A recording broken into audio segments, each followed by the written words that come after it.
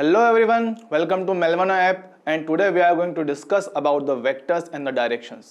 ठीक, तो वेक्टर्स क्या है, देखो इसमें जानने से पहले बात करें कि फिजिकल क्वांटिटीज क्या चीज़ होती है। ठीक है, हम फिजिक्स में बहुत सारे टर्म्स पढ़ते हैं, ठीक है, उनमें से कुछ टर्म्स को आप क्या बोलते हो, फिजिकल क्वांटिटी बोलते हो। सर ऐसी क्या क्वालिटी है कि आप उनको फिजिकल क्वांटिटी बोल रहे हो।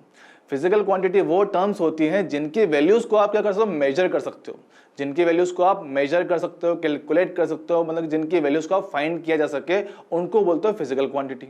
जैसे कि बात किया जाए, मान लो लाइट की बात करते हैं।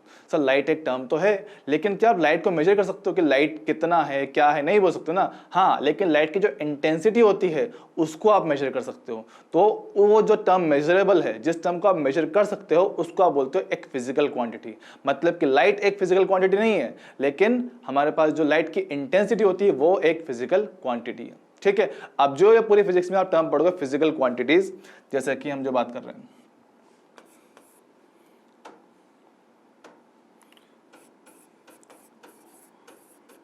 Physical quantities. ठीक है, फिजिकल क्वांटिटीज मेरे पास क्या होती है, दो टाइप की होती है। ठीक है, अब पूरी फिजिक्स में दो टाइप की फिजिकल क्वांटिटी हो गई। एक को आप क्या बोलने वाले हो, वेक्टर्स, और दूसरी मेरे पास होती है स्केलर। ये ब्रॉड क्लासिफिकेशन है कि किसी भी फिजिकल क्वांटिटी को आप, हमारे पास जितनी फिजिकल क्वांटिटी, आप उसको दो कैटेगरी में डिवाइड करते हो। एक को आप क्या बोलते हो, वेक्टर, दूसरे क्या बोलते हो, स्केलर। अब जिसमें से एक टर्म आप यहां पढ़ने वाले हो, स्केलर के बारे में हम थोड़ी सी बात कर लेंगे। ठीक है, वेक्टर बेसिकली वो क्वांटिटीज हैं जिनको डिफाइन करने के लिए या फिर मेजर करने के लिए आपको मैग्नीट्यूड और डायरेक्शन दोनों की रिक्वायरमेंट होती है। ठीक है, मतलब कि मैं उसको डिफाइन करने के लिए या फिर समझाने के लिए हमें डायरेक्शन और उसकी वैल्यू दोनों की जरूरत पड़ती है। और वहीं अगर स्केलर की बात किया जाए तो उसको समझाने के लिए मोस्टली हमारे पास सिर्फ मैग्नीट्यूड की ही रिक्वायरमेंट होती है। लेकिन कंप्लीट डेफिनेशन ये नहीं होती है। कंप्लीट डेफिनेशन होती है वेक्टर के कुछ इस तरह से। देखो, a vector quantity is a quantity that is fully described by both magnitude, directions and vectors law of addition। ठीक है, बेसिकली देखो क्या होता है, बच्चों को चीजें याद नहीं रहती हैं। बच्चों को लगता है कि हमें सिर्फ मैग्नीट्यूड और डायरेक्शन की जरूरत होती है। ऐसा नहीं है। जब भी किसी वेक्टर को समझाना हो, उसका मैग्नीट्यूड भी चाहिए, उसकी डायरेक्शन भी चाहिए, और सबसे last vectors law of addition, जो बच्चों को याद नहीं रहता है। ठीक है, वेक्टर्स लॉ ऑफ एडिशन हम आगे पढ़ेंगे चीज क्या होती है इसके बारे में। लेकिन किसी भी वेक्टर को अगर वेक्टर बोलना है तो उसके पास तीनों चीजें कंपलसरी होना जरूरी है। उसके पास मैग्नीट्यूड होना चाहिए, डायरेक्शन भी होनी चाहिए, और उसके लिए vectors law of addition follow करना चाहिए। अगर ये तीनों चीजें वो फॉलो कर रहा है तो आप उस क्वांटिटी को क्या बोल सकते हो, वेक्टर बोल सकते हो। लेकिन अगर उसके पास इन तीनों में से एक भी टर्म नहीं है, इसमें से एक टर्म भी कम पड़ जाए, तो वो क्या बन जाएगी, वो स्केलर बन जाएगा, अपने आप स्केलर बन जाएगा। ठीक है सर, ऐसा क्यों? क्योंकि हमने तो यही पढ़ा है कि वेक्टर के पास अगर मैग्नीट्यूड है, डायरेक्शन है, तो आप उसको वेक्टर बोल सकते हो। नहीं, एक एग्जाम्पल हमारे पास ऐसा भी होता है, एक एग्जाम्पल हमारे पास ऐसा भी होता है जहां पर क्या होता है, जैसे कि बात किया जाए करंट। करंट ऐसी टर्म है जिसके पास मैग्नीट्यूड भी है, डायरेक्शन भी है, लेकिन फिर भी एक स्केलर क्वांटिटी, क्योंकि ये वेक्टर्स लॉ ऑफ एडिशन को फॉलो नहीं करता है। तो ये क्या है, बेसिकली मेरे पास एक स्केलर क्वांटिटी है। ये एक स्केलर क्वांटिटी है क्योंकि ये does not follow vectors law of addition. Vectors law of addition को ये फॉलो नहीं करता है, इसलिए मेरे पास क्या बन जाता है, स्केलर क्वांटिटी बन जाता है। मतलब कि वेक्टर के लिए तीनों चीजें कंपलसरी हैं, मैग्नीट्यूड होगा, डायरेक्शन भी होगा, और उसको vectors law of addition follow करना पड़ेगा, तब जाके आप उस चीज को क्या बोल पाओगे, वेक्टर बोल पाओगे। मतलब कि स्केलर में क्या हो सकता है, उसके पास मैग्नीट्यूड तो हमेशा होगा ही होगा, लेकिन डायरेक्शन हो भी सकती है, नहीं भी हो सकती। कैसा, ठीक है, डेफिनेशन समझ में आ गया। कुछ एग्जांपल बताओ। एग्जांपल देखो, बात करते हैं पहले वेक्टर का एग्जांपल। क्या बात करें, फोर्स, सिंपल बात करें, फोर्स है ना। ये मतलब समझो कि धक्का कहाँ लगाया, एक तरह से पुश करा, पुल करा, धक्का लगा दिया, उस टाइप की चीज। ठीक है, से मेरी बात किया जाए कि मुझ पे एक फोर्स लगाया जाए तो उसका इफेक्ट मुझ पे स्टडी करना है। ठीक, अगर फोर्स लगाया जाए तो फोर्स कहाँ लगाया गया उस पर डिपेंड करेगा, क्योंकि अगर मुझ पे फोर्स इस डायरेक्शन में अप्लाई करोगे तो क्या होगा, मेरी बॉडी इस तरफ डिस्प्लेस होगा।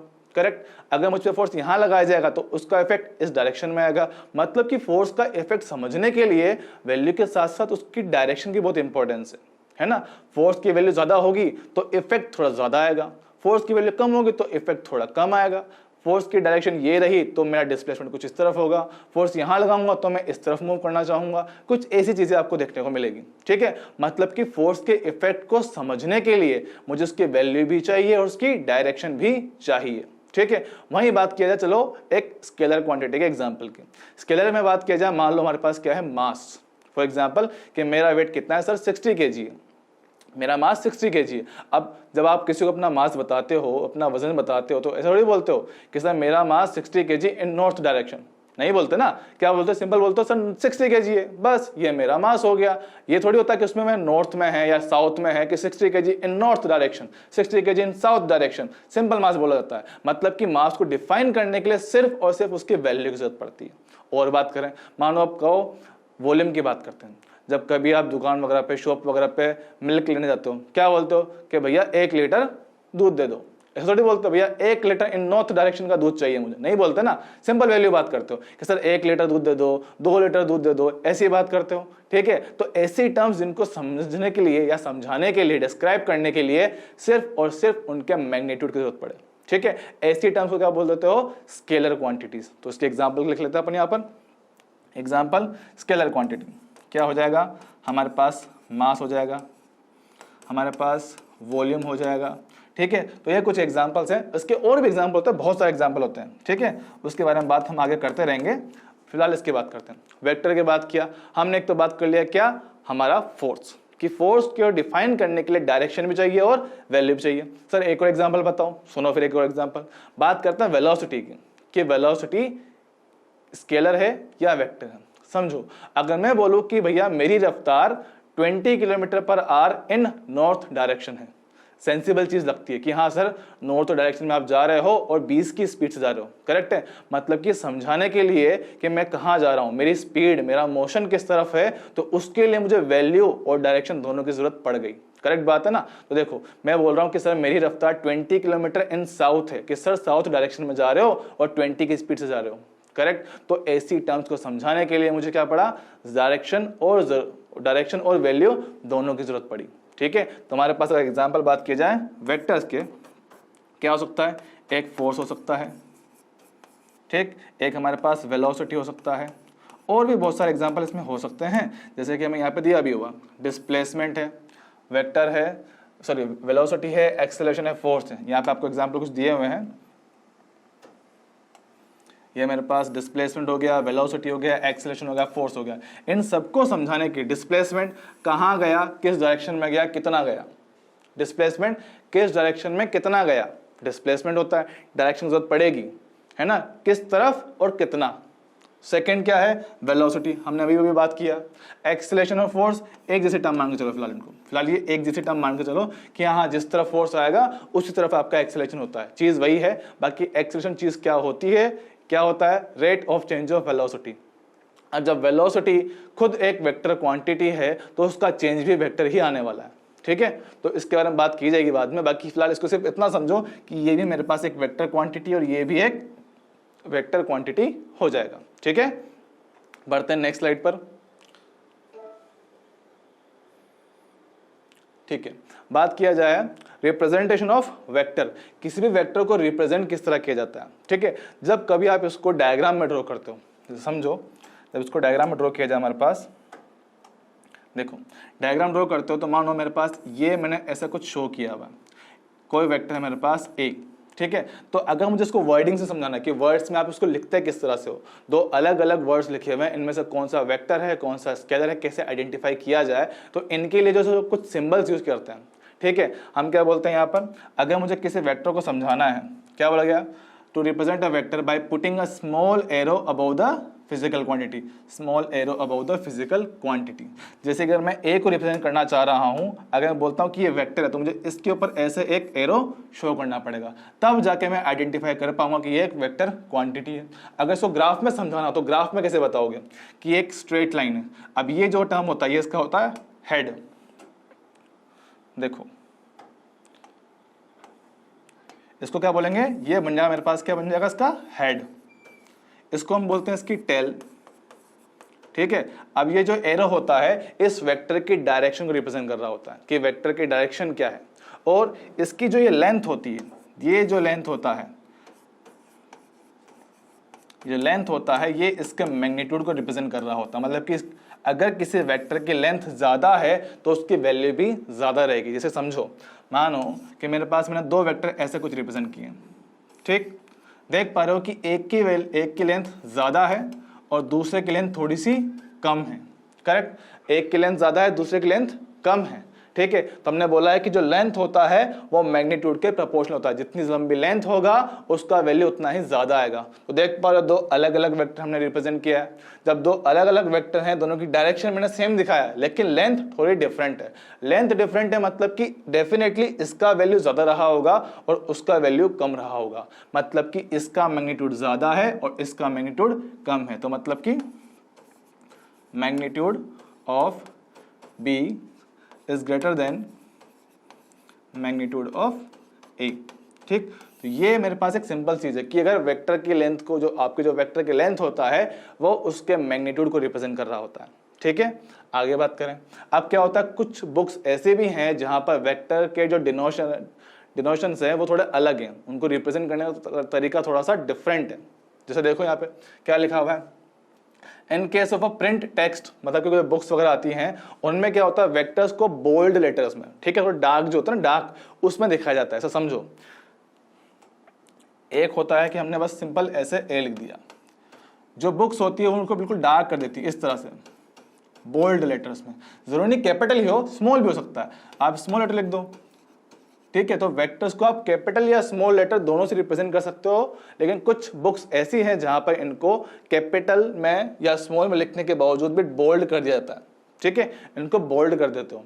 तो ऐसी बुक्स कौन सी सर, ऐसी बुक्स होती हैं इरोडोव होती हैं, कुछ बुक्स और भी हैं, सिंगेज होती है, उनमें क्या होता है वेक्टर्स का सिंबल ऐसे नहीं यूज करते हैं, वो ऐसे बोल्ड लेटर्स लिख देते हैं और वो समझ जाते हैं कि हाँ भाई ये मेरे पास एक वेक्टर क्वांटिटी है। ठीक है, इतना हमें क्लियर हो जाना चाहिए।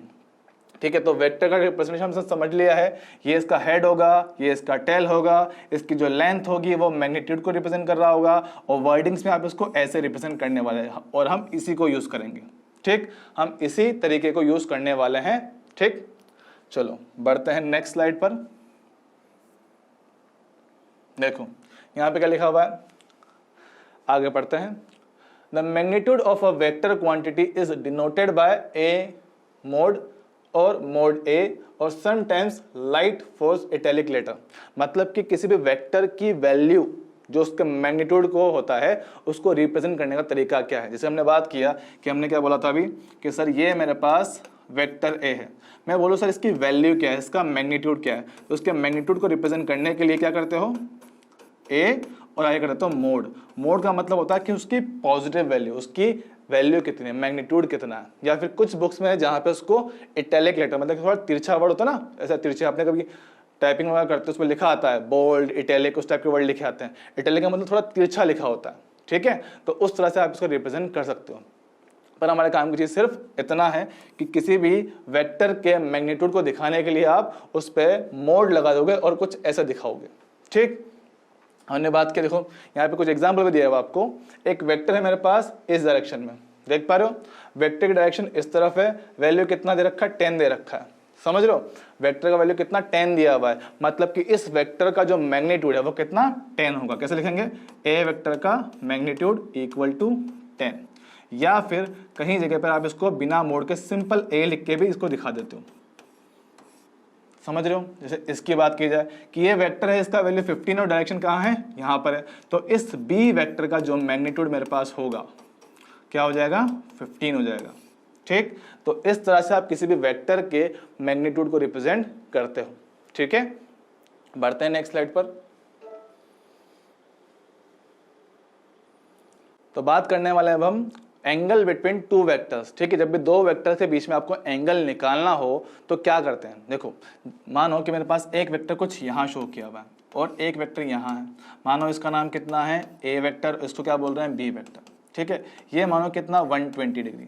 मैं पूछूं आपसे कि सर ये दो वेक्टर के बीच में एंगल कितना होगा, नादान बच्चा क्या होगा, सीधा देखेगा कि सर 120 दिख रहा है और यही मेरे पास आंसर होना चाहिए, और वहां पे आपका हो गया माइनस मार्क। ठीक है, तो ये थोड़ा ध्यान रखें कि जब भी दो वेक्टर के बीच में एंगल निकालना हो तो एंगल निकालते कैसे। देखो यहाँ पर जब भी दो वेक्टर के बीच में एंगल निकालोगे, angle between two vectors is calculated after joining them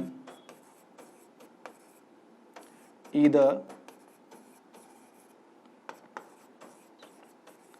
head to head और टेल टू टेल। मतलब कि जब भी दो वेक्टर के बीच में एंगल निकालना हो, या तो पहले उनके हेड से हेड को मिलाया जाए या उनकी टेल से टेल को मिलाया जाए, तब जाके आप उनके बीच का एंगल निकाल सकते हो। कि साहब देखो यहाँ पर क्या हो रहा है, पहले वेक्टर का हेड यहाँ पर है और दूसरे का टेल वहाँ पर है, देख रहे हो जब दोनों मिल रहे हैं, ये देखो ए वेक्टर का हेड यहाँ पर है और बी वेक्टर के टेल यहाँ पर है, तो टेल और हेड मिल रहे हैं, तो इस केस में आप एंगल नहीं बता पाओगे। एंगल निकालना है या तो टेल से टेल मिलाया जाए या हेड से हेड मिलाया जाए। अब वो कैसे करें, कैसा, देखो ये वेक्टर है, इसकी डायरेक्शन यही रखते हैं, उसको बस थोड़ा सा आगे एक्सटेंड करते हैं, मतलब कि ये डायग्राम कुछ ऐसा दिखा दिया जाए। देख रहे हो हमने कुछ चेंज नहीं किया, उसकी वैल्यू लेंथ बिल्कुल सेम रखा है, बस थोड़ा सा आगे शिफ्ट कर दिया, डायरेक्शन वही है, वैल्यू वही है। तो अब जो एंगल देखोगे, पहले ये एंगल आपको कितना 120 दिया हुआ था, अब देखो ये रहा मेरे पास वेक्टर ए, ये रहा वेक्टर बी, देख पा रहे हो क्या इनका टेल से टेल कनेक्टेड है, हाँ सर टेल से टेल कनेक्टेड है, तो ये इनके बीच का अब जो एंगल होगा ये बनेगा एंगल बिटवीन द वेक्टर्स। अब देखो ये एक सिंपल स्ट्रेट लाइन है, पूरा एंगल कितना 180 होता है, अगर ये 120 होता है तो रिमेनिंग एंगल कितना 60 डिग्री आएगा। मतलब कि इस केस में जो मेरे पास एंगल बिटवीन टू वेक्टर्स है वो कितना 60 डिग्री आएगा। वही डायग्राम आपको यहाँ शो भी किया हुआ, देखो एक वेक्टर ये रहा, एक वेक्टर ये रहा, मानो ये रहा ए वेक्टर, ये रहा बी वेक्टर, ये रहा ए वेक्टर, ये रहा बी वेक्टर, ठीक है। अब इनके बीच में देखो क्या दोनों को हमने टेल से टेल कनेक्ट किया हुआ है, हाँ सर किया हुआ है, तो इनके बीच में जो एंगल होगा यही इनका एंगल बिटवीन टू वेक्टर्स बन जाएगा। क्लियर है। तो जब भी कोई दो वेक्टर के बीच में आपको एंगल निकालना हो, या तो उनका हेड से हेड कनेक्ट किया जाए या फिर उनका टेल से टेल कनेक्ट किया जाए, तब जाके आप उनके बीच का एंगल निकालोगे। हाँ एक और चीज जरा ध्यान रखना, जब भी एंगल निकालो हमेशा छोटा एंगल देखना होता है, क्योंकि अगर देखोगे यहाँ देखो तो इस लाइन और इस लाइन के बीच में दो एंगल बन सकते हैं, एक ये वाला बन सकता है और एक ये वाला भी बन सकता है, ठीक है। तो हमें इस बड़े वाले का बात नहीं करना है, हमेशा छोटा वाला एंगल फाइंड करना है जो यहाँ पे कितना है, थीटा है, ठीक है। तो इस तरह से आप दो वेक्टर के बीच में एंगल निकाल पाओगे, ठीक है। बढ़ते हैं नेक्स्ट स्लाइड पर।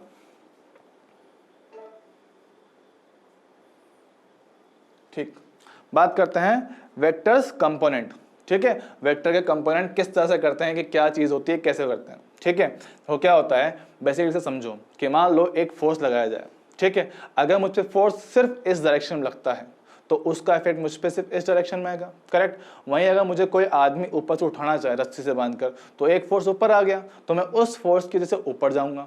लेकिन अगर फोर्स कहीं बीच में लगा दिया जाए तो उस केस में क्या होगा, मेरे पास जो इफेक्ट है दोनों का एक साथ होने वाला है। क्योंकि देखो बेसिकली मैं जा तो यहाँ रहा हूँ, लेकिन हो क्या रहा, साथ में एक्स में भी कुछ आगे बढ़ाऊँ और वाई में भी कुछ आगे बढ़ाऊँ। मतलब कि एक फोर्स का या फिर किसी एक वेक्टर का जो आप इफेक्ट होता है, दो अलग अलग डायरेक्शन में अज्यूम कर सकते हो कि हाँ इसका इफेक्ट इस डायरेक्शन में कुछ इतना रहा होगा, ठीक है। तो वही हम समझने की कोशिश करते हैं। क्या बोला हुआ देखो, any vector directed in two dimensions can be thought as having an influence in two different direction। मतलब कि एक वेक्टर है, किसी को आपने टू डायमेंशन रखा हुआ है। फॉर एग्जांपल जैसे कि हम बात कर रहे हैं एक वेक्टर, जैसे मानो ये हमारे पास कुछ वेक्टर हो गया, ठीक है। हम बोल रहे हैं कि इसका इन्फ्लुएंस आप दो अलग अलग डायरेक्शन में ले सकते हो। जैसे कि मान लिया एक डायरेक्शन ये हो जाएगा, एक डायरेक्शन ये हो जाएगा। हमने यहाँ पे कोई फोर्स F वेक्टर लगाया था, ठीक है। तो इस फोर्स का इफेक्ट इसमें कितना होगा और इसमें कितना होगा, ये दो अलग अलग डायरेक्शन में आप इनके इन्फ्लुएंस देख सकते हो कि अलग अलग डायरेक्शन में ये किस तरह से वेरी करने वाला है, ठीक है। आगे बात करें तो क्या बोला हुआ है, each part of two dimensional vector is known as component, मतलब कि इस फोर्स का इस डायरेक्शन में जो इफेक्ट है उसको क्या बोलोगे कि इसका इस डायरेक्शन में कंपोनेंट हो गया। ठीक है, फॉर एग्जांपल हम इसको क्या बोलने वाले हैं, एफ एक्स बोल देते हैं। तो एफ एक्स क्या है, इस फोर्स का इस डायरेक्शन में कंपोनेंट, या फिर बोलें कि इस फोर्स का इस डायरेक्शन में इफेक्ट कितना इन्फ्लुएंस हो रहा है। ठीक है, वहीं अगर इसका कंपोनेंट यहां बात किया जाए तो ये एफ वाई बोल देते हैं कि उस फोर्स का इस पर्टिकुलर डायरेक्शन में कितना इफेक्ट आने वाला है। तो ये हमारे पास इस तरह से आप किसी भी वेक्टर क्वांटिटी को दो ऐसे कंपोनेंट में रिजोल्व कर सकते हो कि वापस उनको रिजल्टेंट निकाला तो हमारे पास नेट इफेक्ट यही निकल कर आ जाए। समझ रहे हो, मतलब कि अगर मैंने इस फोर्स की जगह पर ऐसे कोई दो फोर्स लगाए होते तब भी मेरे पास नेट इफेक्ट इसी डायरेक्शन में आता और इतना ही निकल कर आता। ठीक है, तो ये हमारी बात है। ठीक, तो देखो आगे क्या बोल रहा है, the component of a vector depict the influence of the vector in the given direction, मतलब कि ये जो कंपोनेंट है इस डायरेक्शन में इसके इफेक्ट को रिप्रेजेंट करने वाला है। ठीक है, अब सर कंपोनेंट निकाले किस तरह से, किसी भी वेक्टर का कंपोनेंट करना है। देखो बेसिकली बात तो क्या है, किसी भी वेक्टर का कंपोनेंट आप इनफाइनाइट कर सकते हो। कंपोनेंट का मतलब देखो क्या है, कंपोनेंट का बेसिक मतलब यह है कि एक वेक्टर को किसी अनदर कंपोनेंट में तोड़ देना, टुकड़ों में तोड़ देना। ठीक है, ऐसे पार्ट डिवाइड कर देना कि उनका जो रिजल्टेंट इफेक्ट है पहले के जितना ही आ जाए। समझो, मानो कि किसी फोर्स के इफेक्ट में मैं कहां जा रहा हूं, उस तरफ जा रहा हूं, ऊपर ऐसे तिरछी लाइन पे। ठीक है, मैं चाह रहा हूं कि मैं इस फोर्स को हटा के कोई और फोर्स लगा दूं कि मेरा इफेक्ट इस डायरेक्शन में बिल्कुल सेम रहे। समझो, तो क्या हो रहा है, मैंने एक फोर्स यहां लगा दिया, एक फोर्स यहां लगा दिया। ठीक है, दो फोर्स है। अब अगर सिर्फ ये होता तो मैं यहां जाता, सिर्फ ये वाला फोर्स होता तो मैं ऊपर जाता। है कि हमारे पास दोनों हैं तो दोनों का इफेक्ट लेना पड़ेगा। तो हो क्या रहा है, उसके इफेक्ट में मैं कहीं बीच में कहीं जाऊंगा। ठीक है, और बीच में कहीं जाऊंगा। अब ये क्या करते हैं, इन दोनों की वैल्यूज को इस तरह एडजस्ट करते हैं कि नेट इफेक्ट बिल्कुल वहीं आए और सेम आए। तो ये मतलब है कंपोनेंट का, कि जब भी आप किसी वेक्टर टर्म को डिवाइड करते हो, उसके कंपोनेंट, उसके टुकड़े कर देते हो, उसका मतलब क्या है कि नेट इफेक्ट वही रखते हुए हमें उसको कुछ पार्ट्स में डिवाइड करना है। कि सर कर क्यों रहे हैं, रीजन ये है, कई बार क्या होता है, देखो सिर्फ एक्स की बात किया जाए कि सर हम यहाँ मूव कर रहे हैं, उसको समझना आसान होता है।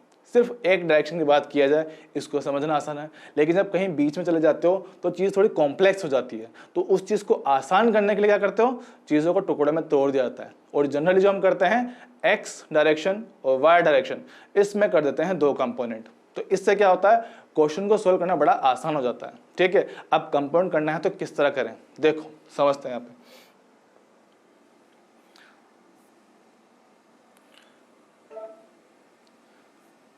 देखो हमने सभी ने पाइथागोरस समझी हुई है। पाइथागोरस क्या होती है, देखो सिंपल बात करते हैं कि मेरे पास एक राइट एंगल ट्रायंगल है। ठीक, इसका एंगल थीटा दे रखा है। ठीक है, इसको नाम देते हैं ए बी बोल देते हैं, इसको सी बोल देते हैं। ठीक है, इसको आप क्या बोलते हो, परपेंडिकुलर बोलते हो, इसको बेस बोलते हो, इसको हाइपोटेनस बोलते हो। करेक्ट। अगर मैं यहाँ से बात करूँ साइन थीटा, ठीक है, ध्यान से देखना, यहीं पे इस चीज़ को देखते हैं, साइन थीटा। साइन थीटा क्या पढ़ते हो सर, परपेंडिकुलर अपन हाइपोटेनस होता है, बिल्कुल सही बात। तो अब परपेंडिकुलर पी का वैल्यू कितना हो गया, एच साइन थीटा, हुआ कि नहीं हुआ। ठीक, बात करें ऐसे ही कोस थीटा की बात करते हैं। कोस थीटा क्या होता है, बेस अपॉन हाइपोटेनस होता है। ठीक, तो यहाँ से अगर देखोगे तो बेस का वैल्यू कितना आ रहा है, एच कोस थीटा आ रहा है। यहाँ से ये तो ठीक है, इसमें कोई दिक्कत नहीं है, ये तो हमें पता भी होता है। ठीक है, हमने ये चीज़ बता दी। हम बोल रहे हैं कि इससे कंपोनेंट में हेल्प कैसे मिलेगी, ज़रा समझो। कि मान लो मैंने क्या बोला, एक वेक्टर है मेरे पास, इस वेक्टर के हम क्या करने वाले हैं, दो कंपोनेंट करने वाले हैं। कैसे सर, देखो इसी चीज़ को मैं यहाँ पे वेक्टर के फॉर्म में समझाने वाला हूँ, ध्यान से देखना। क्या हो कह रहा है, अगर मैं इस वेक्टर को, इस लाइन को, इस वर्टिकल को यहाँ शिफ्ट कर दूँ कुछ इस तरह से, समझो एक वेक्टर ये रहा, दूसरा वेक्टर ये रहा, और इनका नेट इफेक्ट यहाँ कहीं, या फिर बोला जाए कि ये मेरे पास नेट वेक्टर है एफ। ठीक, हॉरिजॉन्टल से एंगल कितना है, थीटा है। अब क्या करना चाह रहा हूँ, मैं इस फोर्स के कंपाउंड करना चाहता हूँ, एक यहाँ पर और एक यहाँ पर। ठीक है, अब जरा सोचो, क्या बिल्कुल यही चीज़ बनती अगर मैं इस लाइन को यहाँ ले आता। देखो अगर इस लाइन को बिल्कुल यहाँ ले आओ, एक वेक्टर ये रहा, एक वेक्टर ये रहा, इनका रिजल्टेंट ये रहा। करेक्ट, इसका कंपाउंड, इसको मैं बोलने वाला फिलहाल एफ एक्स, इसको बोलने वाला है एफ वाई। ठीक है, देखो क्या ये एफ एक्स है, क्या ये एफ वाई है, क्या ये एफ है, क्या और ये एंगल थीटा है, क्या। देखो बिल्कुल सेम पिक्चर बन रही है, एकदम राइट एंगल ट्रायंगल बन रहा है। ये डायग्राम को आप ऐसे बना सकते हो, क्यों? क्योंकि आप वेक्टर को आगे पीछे शिफ्ट कर सकते हो बिना उनकी डायरेक्शन और लेंथ को चेंज किए। तो हमने लेंथ बिल्कुल वही रखा है, डायरेक्शन बिल्कुल सेम रखा है, तो ये डायग्राम कुछ वैसा देखने वाला है। तो देख पा रहे हो क्या ये भी एक राइट एंगल ट्रायंगल है क्या? अगर मैं इसका कंपाउंड करता तो ये वाला देखो, क्या जिस तरफ हमारे पास थीटा था, जिस तरफ हमारे पास थीटा था उस तरफ कंपाउंड कितना आया था? cos theta. ये देखो ये जो बेस मेरे पास था क्या h cos थीटा, मतलब कि ये लेंथ इनटू cos थीटा। देख पा रहे हो? वो कंपोनेंट जो इसके परपेंडिकुलर था वो कितना आया? P equal to H sine theta, मतलब कि जिस तरफ थीटा है उस तरफ कोस आ रहा है। ठीक है, सिंपल सी बात। यहाँ देखो तो ऐसे बात करूं, इस फोर्स का इस डायरेक्शन में कंपोनेंट, इस फोर्स का यहाँ पे कंपोनेंट, जहां पे थीटा वहां पे कोस, मतलब कि डायरेक्टली बोल सकता हूं कि F X equal to F cos theta. Simple सी बात। ऐसे बात करूं वाई डायरेक्शन में तो एफ वाई मेरे पास क्या आ गया? F sine theta. देख रहे हो बिल्कुल सेम चीज कर रहा हूं, कुछ अलग नहीं कर रहा है। अगर ध्यान से देखोगे तो क्या ये मेरे लिए परपेंडिकुलर बनेगा, ये मेरे लिए बेस बनेगा, ये मेरे लिए हाइपोटेनस बनेगा। बिल्कुल सेम स्टोरी यूज की गई है, जो चीज वहां पर है बिल्कुल यहीं पे लगा दी गई है। तो ध्यान से देखो क्या बोल रहे हैं कि जहां पे थीटा होगा, जिस तरफ थीटा होगा उस तरफ क्या आएगा? कोस आएगा। देख पा रहे हो क्या? जिस तरफ थीटा उस तरफ कोस, और जिस तरफ मेरे पास उसके परपेंडिकुलर डायरेक्शन में, जहां पे हमारे पास थीटा था उसके परपेंडिकुलर वेक्टर के दूसरी तरफ। कंपोनेंट हमेशा एक वेक्टर के दोनों तरफ होते हैं, एक तरफ नहीं आएंगे, एक वेक्टर के दोनों तरफ। ठीक है, अगर एक कंपोनेंट यहां पर है तो दूसरा पक्का उसके उस तरफ होगा। ठीक है, और अगर एक मेरे पास कोस आया तो दूसरा अपने आप साइन हो जाएगा। ठीक है, याद रखना वेक्टर्स के कंपोनेंट ये दोनों हमेशा आपस में परपेंडिकुलर, मतलब कि 90 डिग्री एंगल पर रहेंगे। ठीक है, तो हम क्या बोल रहे हैं कि जहां पर थीटा वहां पर कोस आया, क्या जो बचा हुआ कंपोनेंट वो अपने आप साइन हो गया, आया क्या? तो सिंपल सी बात, जिस तरफ थीटा उस तरफ कोस चिपका देना मेन वेक्टर के साथ। तो जो चीज मुझे याद रखनी है वो कुछ इस तरह से है, F X F cos theta, F Y F sine theta. ठीक है, अब ऐसा मत बोलना कि सर आपने फोर्स के लिए बताया है तो वेलोसिटी के लिए कुछ अलग आएगा। नहीं, ये हर एक वेक्टर क्वांटिटी के लिए वैलिड है। अगर मैं वेलोसिटी बोलता हूं तो v cos theta v sin theta, momentum बोलता हूं तो p cos theta p sin theta, force बोल रहा हूं f cos theta f sin theta, कुछ और क्वांटिटी मतलब टॉर्क बोल देते हैं तो टॉर्क के भी कंपोनेंट सेम कर सकते हो। ठीक है, जितने भी क्वांटिटी पढ़ने वाले हो, जितने भी टर्म्स पढ़ने वाले हो, अगर वो वेक्टर है तो उसके कंपोनेंट सिंपल आप ऐसे कर सकते हो, जिस तरफ cos, जिस तरफ थीटा उस तरफ कोस लगा देना, और उसके परपेंडिकुलर का लगा देंगे? साइन लगा देंगे। सिंपल सी चीज है, कुछ नहीं करना। जिस तरफ थीटा उस तरफ कोस, उसके परपेंडिकुलर साइन थीटा। ये सिंपल तरीका है किसी भी वेक्टर के कंपोनेंट करने का। ठीक है, तो यहां तक मुझे कोई भी दिक्कत नहीं होनी चाहिए। बढ़ते हैं अगली स्लाइड पर।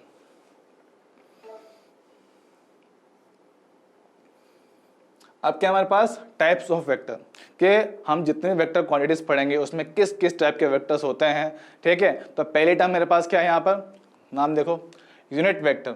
अब ये वो टर्म है जो मेरे लिए बहुत ही ज्यादा इंपॉर्टेंट है, हद से ज्यादा, मतलब कि कतई स्टार मार्क कर लो, छोड़ने लायक चीज है ही नहीं, बिल्कुल स्टार चीज है।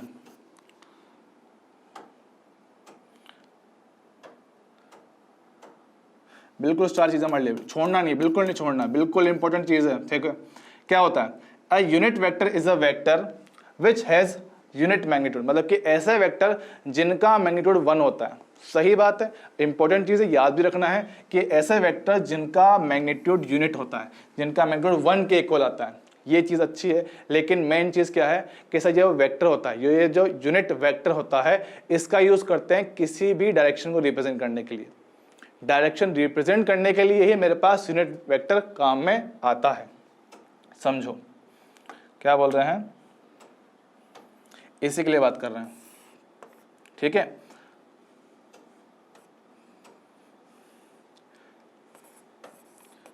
Unit vectors are used to represent directions. ठीक है, तो किसी भी वेक्टर की डायरेक्शन को दिखाने के लिए आप यूनिट वेक्टर का यूज करते हो।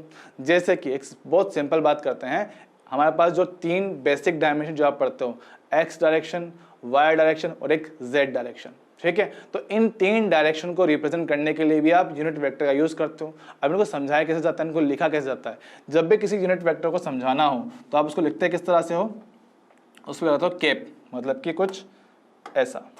इनको रिप्रेजेंट करने के लिए मान लो ए वेक्टर है, मुझे बताना है कि ए वेक्टर का जो यूनिट वेक्टर होगा इसकी जो डायरेक्शन होगी वो कैसे लिखी जाए, वो लिखते हो आप किससे, ए कैप, ऐसे इसको रिप्रेजेंट करता है। इसके ऊपर एक टोपी लगा देते हो, उसको आप बोलते हो ए हेड या ए कैप, इसको आप बोलते हो यूनिट वेक्टर। तो चीज जो यहाँ पे ध्यान रखना है, पहला इसका वैल्यू 1 होगा, इसका मैग्नीट्यूड हमेशा 1 आएगा। दूसरा, इसको डायरेक्शन रिप्रेजेंट करने के काम करने वाले हैं। अब डायरेक्शन दिखाने के लिए सबसे सिंपल जो मेरे पास याद रखना है, पहले बात करें एक्स डायरेक्शन की। अगर मुझे एक्स डायरेक्शन को रिप्रेजेंट करना है तो इसके लिए जो यूनिट वेक्टर होता है वो होता है आई कैप। वाई डायरेक्शन की बात किया जाए, वाई डायरेक्शन, तो इसके लिए यूज करते हो जे कैप। सेम तरीके से अगर मुझे जेड डायरेक्शन को रिप्रेजेंट करना हो तो इसके लिए यूज करते हैं किसको, के कैप।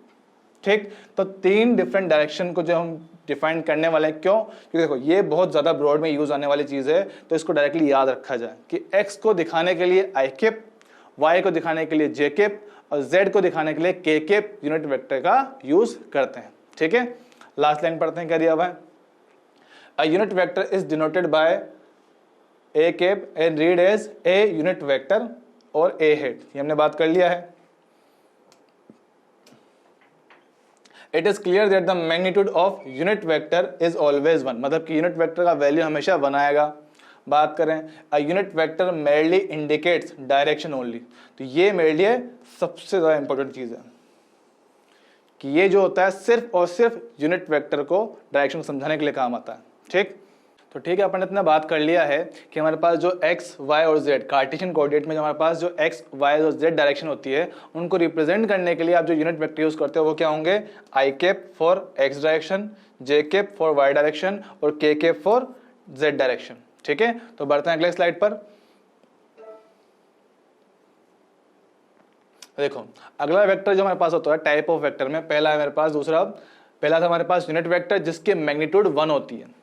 दूसरा क्या है हमारे पास, जीरो और नल वेक्टर, ऐसे वेक्टर्स जिनका मैग्नीट्यूड 1 होता है, सॉरी 0 होता है, ऐसे वेक्टर्स जिनका मैग्नीट्यूड 0 होता है उनको क्या बोलते हो, जीरो या नल वेक्टर। ये चीज हमारा इतना काम नहीं आएगी, बाकी यूनिट वेक्टर काफी काम की चीज है, उस पर थोड़ा ध्यान रखा जाए। ठीक है, हम बोल रहे हैं कि यूनिट वेक्टर जिनका वैल्यू 1 हो, जीरो और नल वेक्टर जिनका मैग्नीट्यूड कितना 0 हो। ठीक है, ये मेरे पास सेकंड टाइप का हुआ नल वेक्टर ये।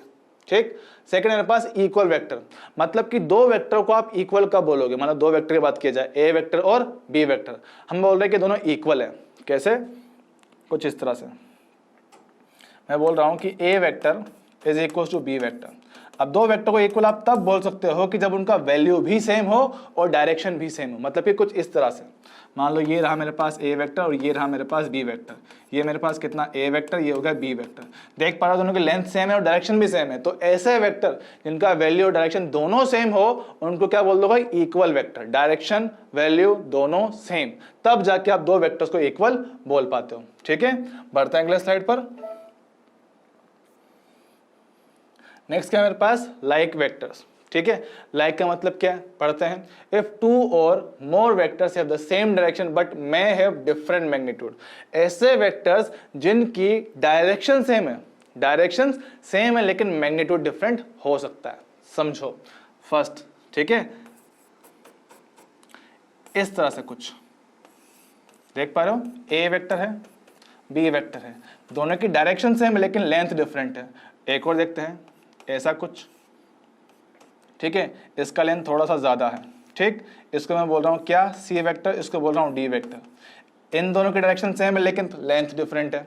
इन दो की बात किया जाए, इनकी भी डायरेक्शन सेम है लेकिन लेंथ डिफरेंट है, मतलब कि मैग्नीट्यूड अलग है। तो ऐसे वेक्टर्स जिनकी वैल्यू डिफरेंट हो लेकिन डायरेक्शन सेम हो उनको क्या बोल दोगे, लाइक वेक्टर्स। ठीक है, सेकेंड क्या है मेरे पास, नेगेटिव वेक्टर। ठीक है, इसके डेफिनेशन पढ़ते हैं, क्या लिखा हुआ है, देखो, a vector is called negative vector with reference to another one if both have same magnitude but different direction। देखो क्या बोल रहे हैं, एक वेक्टर को दूसरे वेक्टर का नेगेटिव कब बोलते हो, जब उनकी वैल्यू सेम हो लेकिन डायरेक्शन अपोजिट हो। लिखते हैं किस तरह से, देखो क्या बात कर रहे हैं, इसके लिए मैं बोल रहा हूं कि A vector is equal to minus B vector, minus का मतलब क्या हो गया कि एक, पहला तो इनका जो मैग्नीट्यूड है, ए वेक्टर का मैग्नीट्यूड इक्वल है बी वेक्टर के मैग्नीट्यूड के, लेकिन जो डायरेक्शन है वो अपोजिट है, opposite in direction, opposite in direction, मतलब कि वैल्यू सेम डायरेक्शन अपोजिट। तो तब जाके आप किसी एक वेक्टर को दूसरे का नेगेटिव वेक्टर बोलते हो। या फिर किसी सिंपल बात किया जाए, मान लो मेरे पास कोई वेक्टर है, मान लो मैं लिखता हूं ए वेक्टर इज इक्वल टू कितना 5i। अगर मैं इसके आगे एक माइनस साइन लगा दूं तो ये अपने ही वेक्टर का नेगेटिव वेक्टर बन जाएगा, मतलब कि वैल्यू -5i हो जाएगी। मतलब कि इसकी वैल्यू तो 5 ही है लेकिन डायरेक्शन चेंज हो गया। अगर i प्लस x डायरेक्शन को रिप्रेजेंट करता है तो -i नेगेटिव x को रिप्रेजेंट करेगा। मतलब कि वैल्यू 5 थी, पहले 5 इस तरफ थी प्लस x डायरेक्शन में, लेकिन माइनस साइन लग जाने से उसकी डायरेक्शन हो गई अपोजिट। मतलब कि जो डायरेक्शन पहले प्लस x थी, माइनस आ जाने की वजह से वो कहां हो गई -x में। ठीक है, तो वैल्यू बिल्कुल सेम रही है, 5 पहले आगे था, अभी वही 5 पीछे हो गया। तो एक किसी भी वेक्टर को नेगेटिव वेक्टर बताने के लिए क्या करना पड़ेगा, उसके आगे माइनस साइन लगा दो। ठीक है, मतलब कि वैल्यू सेम रही जाए लेकिन डायरेक्शन अपोजिट कर दी जाए, तब जाके आप उस वेक्टर को दूसरे वेक्टर का नेगेटिव वेक्टर बोल पाओगे। ठीक है, बढ़ते हैं नेक्स्ट स्लाइड पर।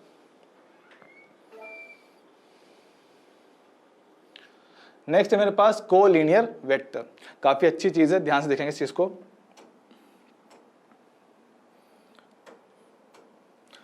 ध्यान से देखना, वैसे नाम से क्लियर हो जाता है कोलिनियर का मतलब क्या है। देखो, कोलिनियर का मतलब क्या होता है कि ऐसे वेक्टर्स जिनका लाइन ऑफ एक्शन एक ही लाइन के अलोंग, जो वेक्टर्स एक ही लाइन के अलोंग एक्ट कर रहे हो उनको क्या बोलते हो, कोलिनियर। कोलिनियर मतलब कोलिनियर, एक ही लाइन के अलोंग। जैसे कि ये लाइन देख लो, एक वेक्टर यहां पर है, दूसरा वेक्टर यहां पर है, दोनों के दोनों एक ही लाइन पर है, तो ऐसे वेक्टर जिनका लाइन ऑफ एक्शन एक ही लाइन पर हो, कॉमन लाइन पर हो। पढ़े, all the vectors parallel to each other are called collinear. Parallel है, ठीक है। Basically collinear means the line of action along the same line. समझो किस तरह से क्या बोल रहे हैं। देखो, हम क्या बोल रहे हैं यहां पर कि एक, मान लो एक लाइन है मेरे पास, एक वेक्टर मेरे पास यहां कहीं है, एक वेक्टर मैंने यहां कहीं दिखाया है ए वेक्टर, दूसरा वेक्टर मैंने यहां पे दिखाया है बी वेक्टर। ठीक है, देख पा रहे हैं कि दोनों के दोनों वेक्टर एक ही लाइन के अलोंग एक्ट कर रहे हैं, एक ही लाइन से पास हो रहे हैं, तो इसको आप क्या बोलते हो, कोलिनियर वेक्टर। जरूरी नहीं दोनों हो, 3 भी हो सकते हैं, 4 भी हो सकते हैं, 10 भी हो सकते हैं। देखो ऐसे दिखा देते हैं, A vector, B vector, C vector. तो जब वेक्टर किसी एक लाइन के अलोंग हो तब आप उनको क्या बोलोगे, कोलिनियर वेक्टर। ठीक है, बात करें सेकंड डेफिनेशन, क्या है मेरे पास, कोप्लेनर। कोप्लेनर मतलब एक ही प्लेन में, क्योंकि जब वेक्टर्स आपके किसी एक सिंगल प्लेन में एक्ट कर रहे हो तब आप उनको क्या बोलोगे, कोप्लेनर वेक्टर। डेफिनेशन की बात करें, क्या लिखा हुआ है, all the vectors whose line of action lies on the same plane. Same plane में है, ऐसे सेम प्लेन में है। ठीक है, तब जाके आप उनको क्या बोलोगे, कोप्लेनर वेक्टर। किसी एक प्लेन में हो, सेम प्लेन में। समझो क्या है, मानो कोई ऑब्जेक्ट है, आपने से फोर्स लगाया, एक यहां लगा दिया, एक यहां लगा दिया, एक यहां लगा दिया, इसको क्या बोल दोगे, F1 बोल देंगे, इसको F2 वेक्टर बोल देंगे, इसको क्या F3 वेक्टर बोल देंगे। अब देखो समझो कि मानो मेरे पास है कोई ऑब्जेक्ट ऐसे रखा हुआ, ठीक है, एक फोर्स यहां लगाया हुआ है, एक फोर्स वहां लगाया हुआ है, एक फोर्स यहां लगाया हुआ है। ठीक है, तो 3 अलग अलग फोर्स, लेकिन है कहां, इसी प्लेन में। इसी प्लेन में हमारे पास तीनों फोर्सेस हैं। तो जब कोई वेक्टर क्वांटिटी या फिर कितने भी वेक्टर हो, अगर एक ही सरफेस पे, एक ही प्लेन पर, एक ही शीट पर लगे हुए हो, तब आप उनको क्या बोलोगे, कोप्लेनर वेक्टर। ठीक है, अब इनके लिए एक इंपॉर्टेंट चीज जो थोड़ा ध्यान रखने लायक है। अब जरा सोचो, हम बोल रहे हैं कि नेट इफेक्ट 0 प्रोड्यूस करने के लिए, नेट इफेक्ट 0 प्रोड्यूस करने के लिए हमें कितने वेक्टर की रिक्वायरमेंट होती है। फिलहाल इसको डायरेक्टली याद रखेंगे, आता किस तरह से इसके बारे में बात हम थोड़ा आगे करेंगे। बाकी फिलहाल कि नेट इफेक्ट 0 प्रोड्यूस करने के लिए, नेट इफेक्ट 0 प्रोड्यूस करने के लिए, ठीक है, इसमें बात की जाए, to produce 0 at least 2 equal vectors are required. मतलब कि अगर मेरे पास वेक्टर कोलिनियर है तो नेट इफेक्ट 0 प्रोड्यूस करने के लिए मुझे कितने 2 वेक्टर की जरूरत पड़ेगी, मतलब कि एक आगे एक पीछे। मान लो कि मुझे फोर्स की बात करता हूं, ठीक है, अगर मुझे नेट फोर्स 0 प्रोड्यूस करना है मेरे ऊपर, तो एक फोर्स में लगा दिया इस तरफ प्लस एक्स में, दूसरा फोर्स माइनस एक्स में, दोनों की वैल्यू सेम रखा तो नेट इफेक्ट कितना आएगा, 0 आएगा। तो कोलिनियर के लिए नेट इफेक्ट 0 प्रोड्यूस करने के लिए हमें एटलीस्ट 2 वेक्टर्स की रिक्वायरमेंट होती है, ठीक है। वहीं बात करूं कोप्लेनर में नेट इफेक्ट 0 करने के लिए सेम कहानी है, टू प्रोड्यूस नेट, ठीक है, वही कहानी। इसके लिए आपको 3 वेक्टर की रिक्वायरमेंट होती है, ठीक है, उसमें 2 इसमें 3। कोलिनियर में 2 वेक्टर चाहिए एटलीस्ट 0 बनाने के लिए, और कोप्लेनर में एटलीस्ट 3 वेक्टर चाहिए 0 बनाने के लिए। कैसे आएगा इसका भी आगे हम बात करेंगे, जब हम इसका एडिशन पढ़ेंगे वहां बात करेंगे। बाकी फिलहाल इसको बस डायरेक्टली याद रखा जाए, ठीक। बढ़ते हैं अगले स्लाइड पर। नेक्स्ट हमारे पास एडिशन और subtraction of the vector. 2 vector का एडिशन करना है, इसका मतलब क्या है? पहले वेक्टर का एडिशन से एक सिंपल सा मतलब जो दिमाग में याद रखना है, एडिशन क्या बोल रहे हैं, सिंपल सा मतलब इसका रिजल्टेंट। रिजल्टेंट मतलब कि नेट इफेक्ट कितना होगा उस वेक्टर का, ठीक है। मानो कि एक ऑब्जेक्ट है, उस पर हमने 2 फोर्स अप्लाई किए हैं, ठीक है, एक यहाँ कहीं एक यहाँ कहीं, किसी एंगल पे फोर्स हमने अप्लाई किया है। हम बोल रहे हैं कि उसका नेट इफेक्ट कितना होगा या फिर इसका एडिशन कितना होगा, दोनों का मतलब एक है, ठीक है। जैसे कि देखो क्या दिया हुआ है, पहला हमारे पास जो लॉ होता है जिसके थ्रू आप इनका एडिशन करते हो वो होता है पैरेललोग्राम लॉ, ठीक है। इसके अकॉर्डिंग क्या होता है जरा रीड करते हैं। According to this law, if 2 vectors A and B are represented by 2 adjacent side, मतलब कि जो कोई 2 वेक्टर आपको दिए हुए हैं उनको आप किसी पैरेललोग्राम के 2 adjacent साइड पे दिखाओ, ऐसा कुछ A वेक्टर और B vector. Then as shown in the figure, then the sum of these 2 vectors, sum मतलब एडिशन, एडिशन मतलब कि रिजल्टेंट, कि इतना नेट इफेक्ट इनका कितना आएगा उसकी बात कर रहे हैं, ठीक। और resultant is represented by the diagonal of the parallelogram. कहने का मतलब क्या है कि किसी भी 2 वेक्टर का रिजल्टेंट निकालना हो तो पहले उन 2 वेक्टर को एक पैरेललोग्राम के 2 एडजेसेंट साइड पे दिखाओ, ठीक। फिर इस जो पैरेललोग्राम का मतलब क्या होता है, जिसके साइड्स पैरेलल होती हैं। तो हमने इसके पैरेलल एक लाइन यहां ड्रॉ कर दिया, एक लाइन हमने यहां ड्रॉ कर दिया, ठीक। तो अब ये बन गया पैरेललोग्राम। अब इसका जो हमारे पास ये जो डायगोनल होता है ये इसके रिजल्टेंट को रिप्रेजेंट कर रहा होता है, ठीक। तो ये इसका कहने का मतलब है, ये पैरेललोग्राम लॉ बताता है कि इस तरह से आप इनका रिजल्टेंट निकालते हो। चलो ठीक है, अच्छी बात है। यहां देखते हैं निकाले किस तरह से, इसको डिराइव किस तरह से करें, ठीक है। बात करते हैं हमारे पास डेरिवेशन की।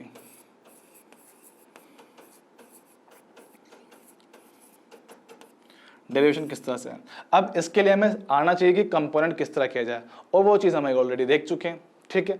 देखो हमें पता है कि पैरेललोग्राम में क्या होता है, साइड्स पैरेलल होती हैं, उनकी लेंथ इक्वल होती है, करेक्ट। अगर बात किया जाए इस वेक्टर का नाम ए वेक्टर, इसका जो मैग्नीट्यूड होगा क्या हम उसको सिंपल ए बोलेंगे क्या, ऐसे बी वेक्टर का मैग्नीट्यूड सिर्फ बी बनेगा, करेक्ट।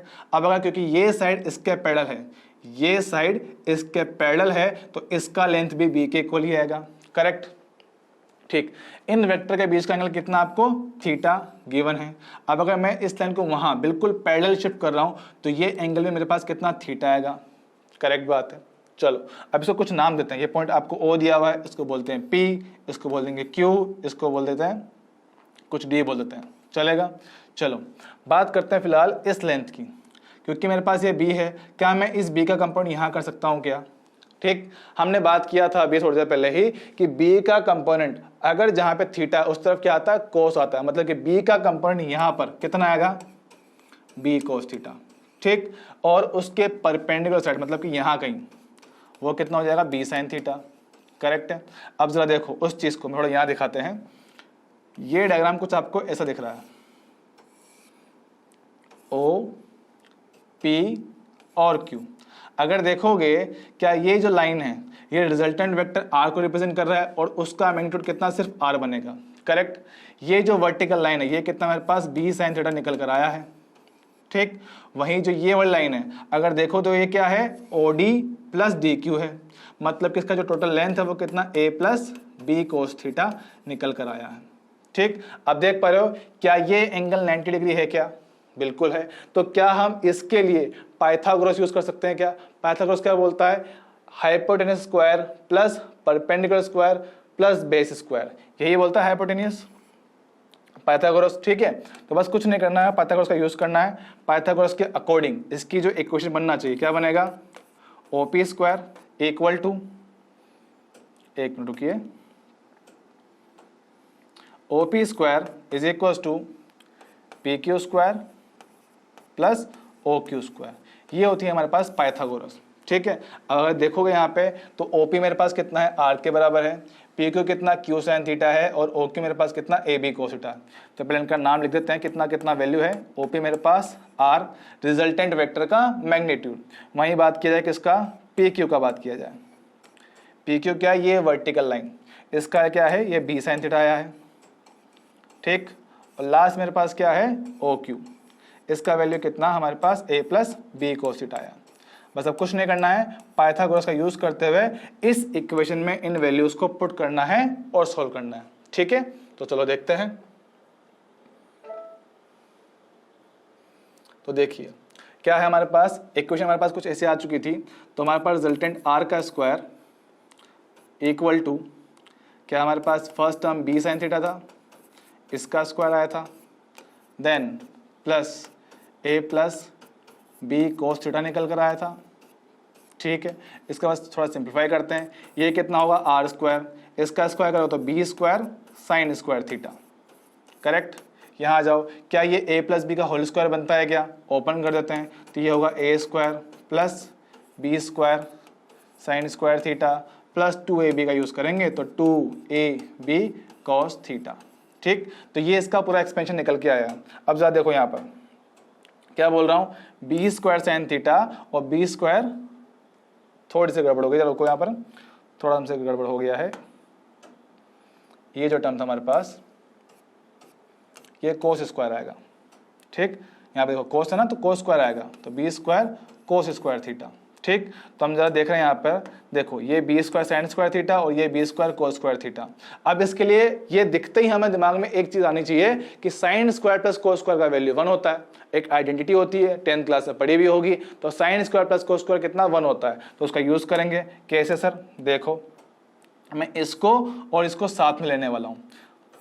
देखो अगर मैं B स्क्वायर कॉमन लेता हूँ तो अंदर क्या, sine square theta plus cos square theta बचेगा, यहाँ पे कितना A स्क्वायर बचेगा, और लास्ट में कितना 2AB cos थीटा बचेगा।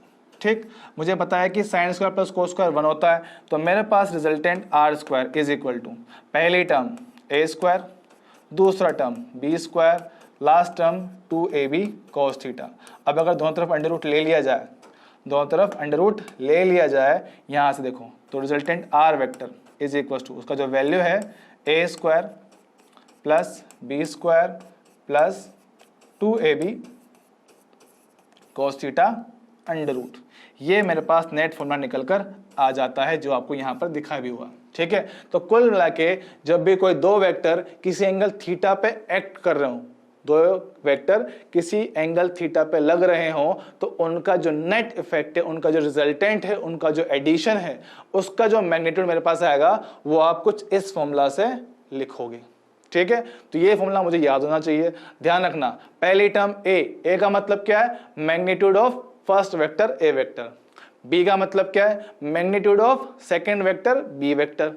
आर क्या है, रिजल्टेंट वेक्टर का मैग्नीट्यूड, और थीटा क्या है, angle between A and B. तो ये आपके पास डायरेक्ट फॉर्मूला होता है जो हमें डायरेक्टली याद होना चाहिए। ठीक है, तो ये मेरे पास फॉर्मूला जो मुझे याद होना चाहिए। बढ़ते हैं नेक्स्ट स्लाइड पर। देखो एक बार जरा प्रीवियस स्लाइड पे आते हैं। अब देखो हमने क्या बोला है कि हमारा रिजल्टेंट यहाँ कहीं आया। ठीक है, क्या ये एंगल हमारे पास अल्फा दिया हुआ है, ये एंगल हमारे पास कितना है, अल्फा दिया हुआ है। हम चाह रहे हैं कि हमें ये एंगल अल्फा भी निकालना है। ठीक, चलो बात करते हैं। देखो अगर बात किया जाए तो देखो हमारे पास डायग्राम कुछ ऐसा था। डायग्राम हमारे पास कुछ ऐसी निकल कर आई थी, ठीक, जिसको आपने इसने आर बोला था। ये हमारे पास कितना बी साइन थीटा था, और ये मेरे पास कितना ए प्लस बी कोस थीटा निकल कर आया था, और ये रिजल्टेंट का एंगल अल्फा है। ठीक, हम चाह रहे हैं कि किस तरह ये एंगल निकाला जाए, क्योंकि जब भी किसी वेक्टर का रिजल्टेंट निकाल रहे हो, हमने बोला है वेक्टर को समझाने के लिए डायरेक्शन और वैल्यू दोनों की जरूरत पड़ती है, डायरेक्शन वैल्यू दोनों की ही जरूरत पड़ेगी।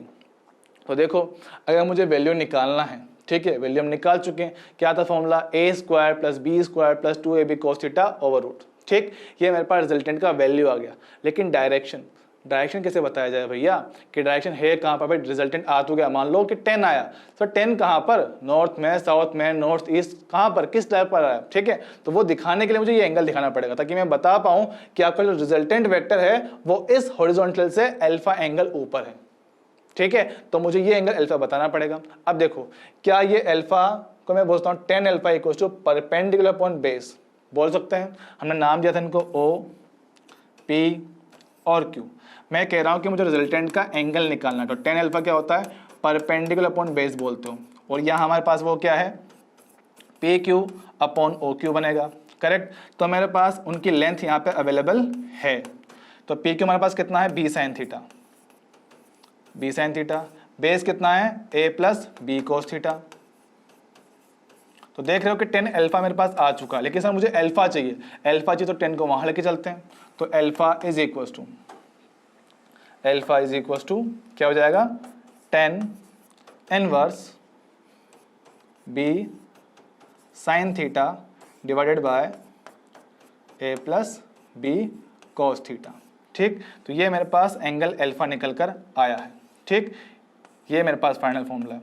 अब एक चीज़ थोड़ा ध्यान रखना, देखो हमारे पास जो मेन वेक्टर्स है ना, वो कुछ इस तरह से थे, एक वेक्टर यहाँ था, एक वेक्टर यहाँ था, इसको आपने ए वेक्टर बोला है, इसको आपने बी वेक्टर बोला है, इनके बीच का एंगल थीटा है, रिजल्टेंट बीच में कहीं आया मेरे पास, रिजल्टेंट बीच में यहाँ कहीं आया है, ठीक है, और आपने एंगल फिलहाल यहाँ से निकाला है। ठीक, तो जरा ध्यान से देखो, हम क्या बोल रहे हैं, अगर आपने अल्फा एंगल कहाँ से, ए से लिया है, तो ऊपर देखो क्या है, ऊपर बी साइन थीटा है, ऊपर क्या है, बी साइन थीटा, मतलब कि अगर एंगल आप ए से मेजर कर रहे हो तो ऊपर B sine theta divide by A plus B cos theta. अगर वही एंगल मैं कहाँ से निकालना चाहूँ, बी से निकालना चाहूँ, मतलब कि मैं एंगल ये निकालना चाहूँ, इसको हम बोलते हैं बीटा। ठीक है, तो वही एंगल बीटा मेरे पास कुछ ऐसा बनेगा, कुछ नहीं करना, बस टर्म्स को इंटरचेंज कर देना। तो वही जो मेरे पास tan बीटा है, जहाँ पर b है वहाँ पे a कर दो, तो ये कितना हो जाएगा, a sign theta divided bye, यहाँ पर क्या था, a प्लस बी था, उल्टा करो, कितना b plus a cos theta. ठीक, तो सिमिलर फॉर्मूला है, कुछ अलग चीज़ नहीं है। अगर आप एंगल निकाल रहे हो a से अल्फा तो ऊपर आएगा b, अगर आप एंगल निकाल रहे हो b से बीटा तो ऊपर क्या आएगा a। बाकी प्रोसीजर बिल्कुल सेम है, डायरेक्टली इनको याद रखना है, तो काफ़ी इंपॉर्टेंट चीज़ है, इसको डायरेक्टली याद कर लिया जाए। ठीक है, बढ़ते हैं नेक्स्ट स्लाइड पर।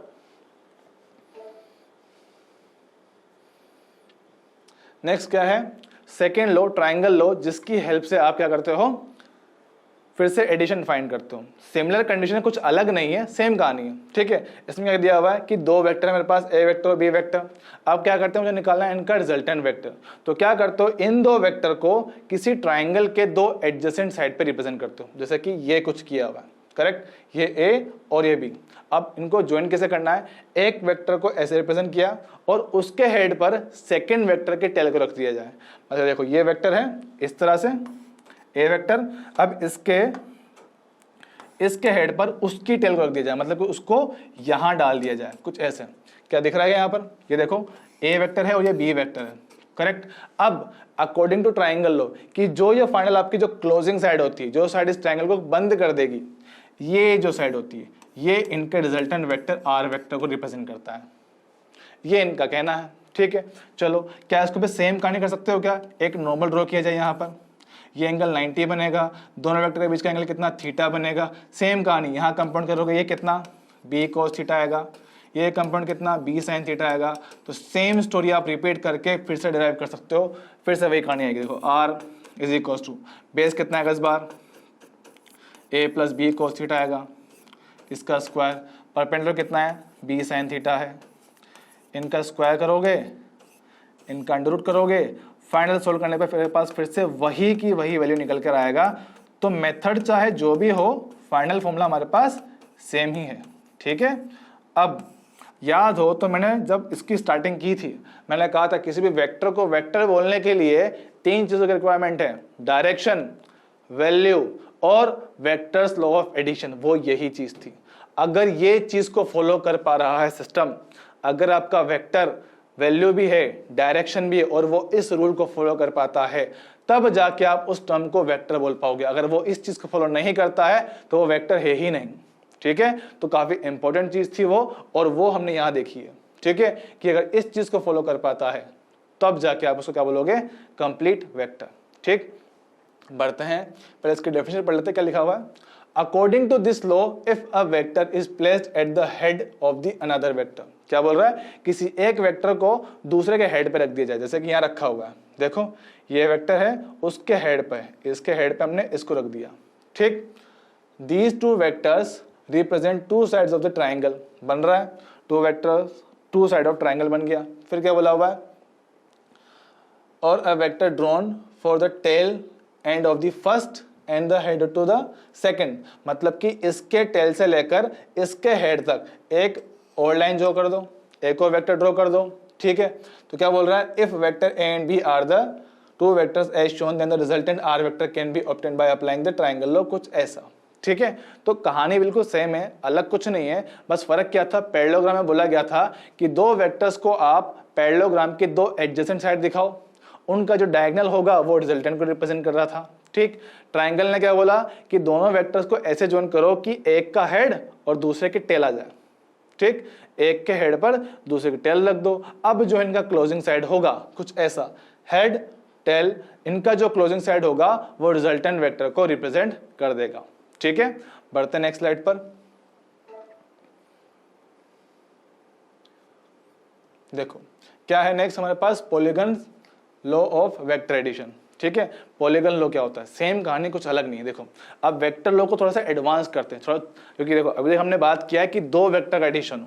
ठीक है, दो वेक्टर का एडिशन हो तो हमने ट्राइंगल लॉ की बात कर ली।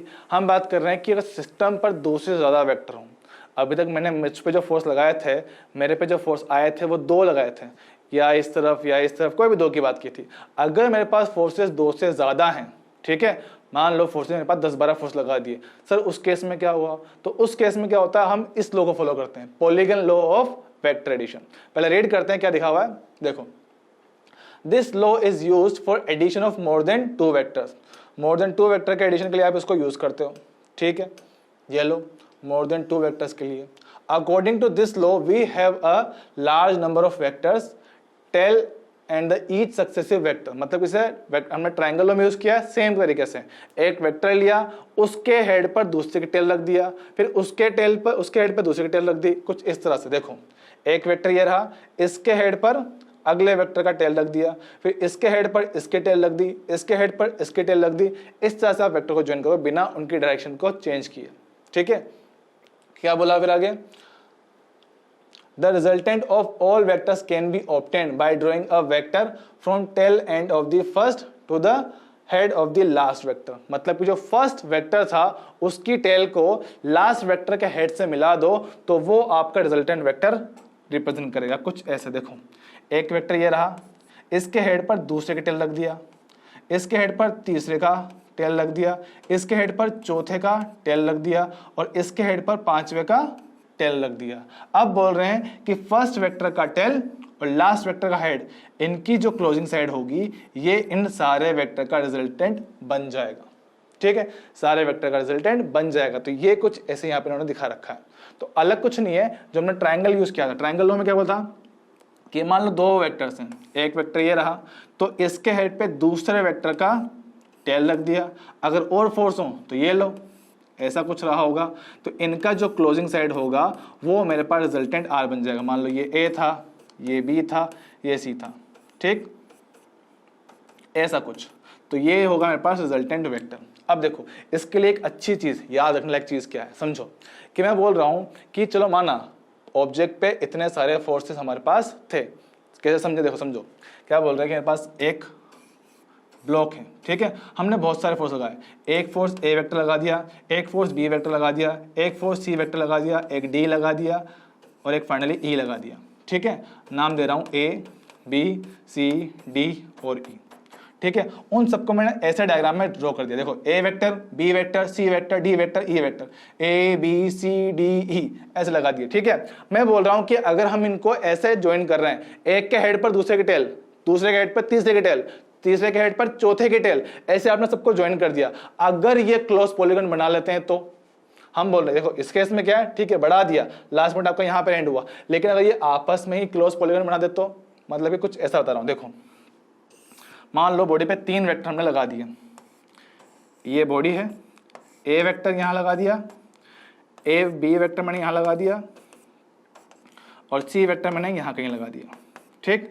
तो अगर मैं इनको जैसे इन्होंने बोला है वैसे ज्वाइन करता हूं, पहला वेक्टर ये रहा, दूसरे के, अब पहले के हेड पर दूसरे का टेल लो लगा देते हैं, ये लो चलेगा। फिर दूसरे के हेड पर तीसरे का टेल लगा दिया। तो देखो क्या ये एक क्लोज पॉलीगन बन रहा है क्या? बिल्कुल बंद हो गया। तो अब इसके लिए मुझे कोई क्लोजिंग साइड की जरूरत ही नहीं पड़ी।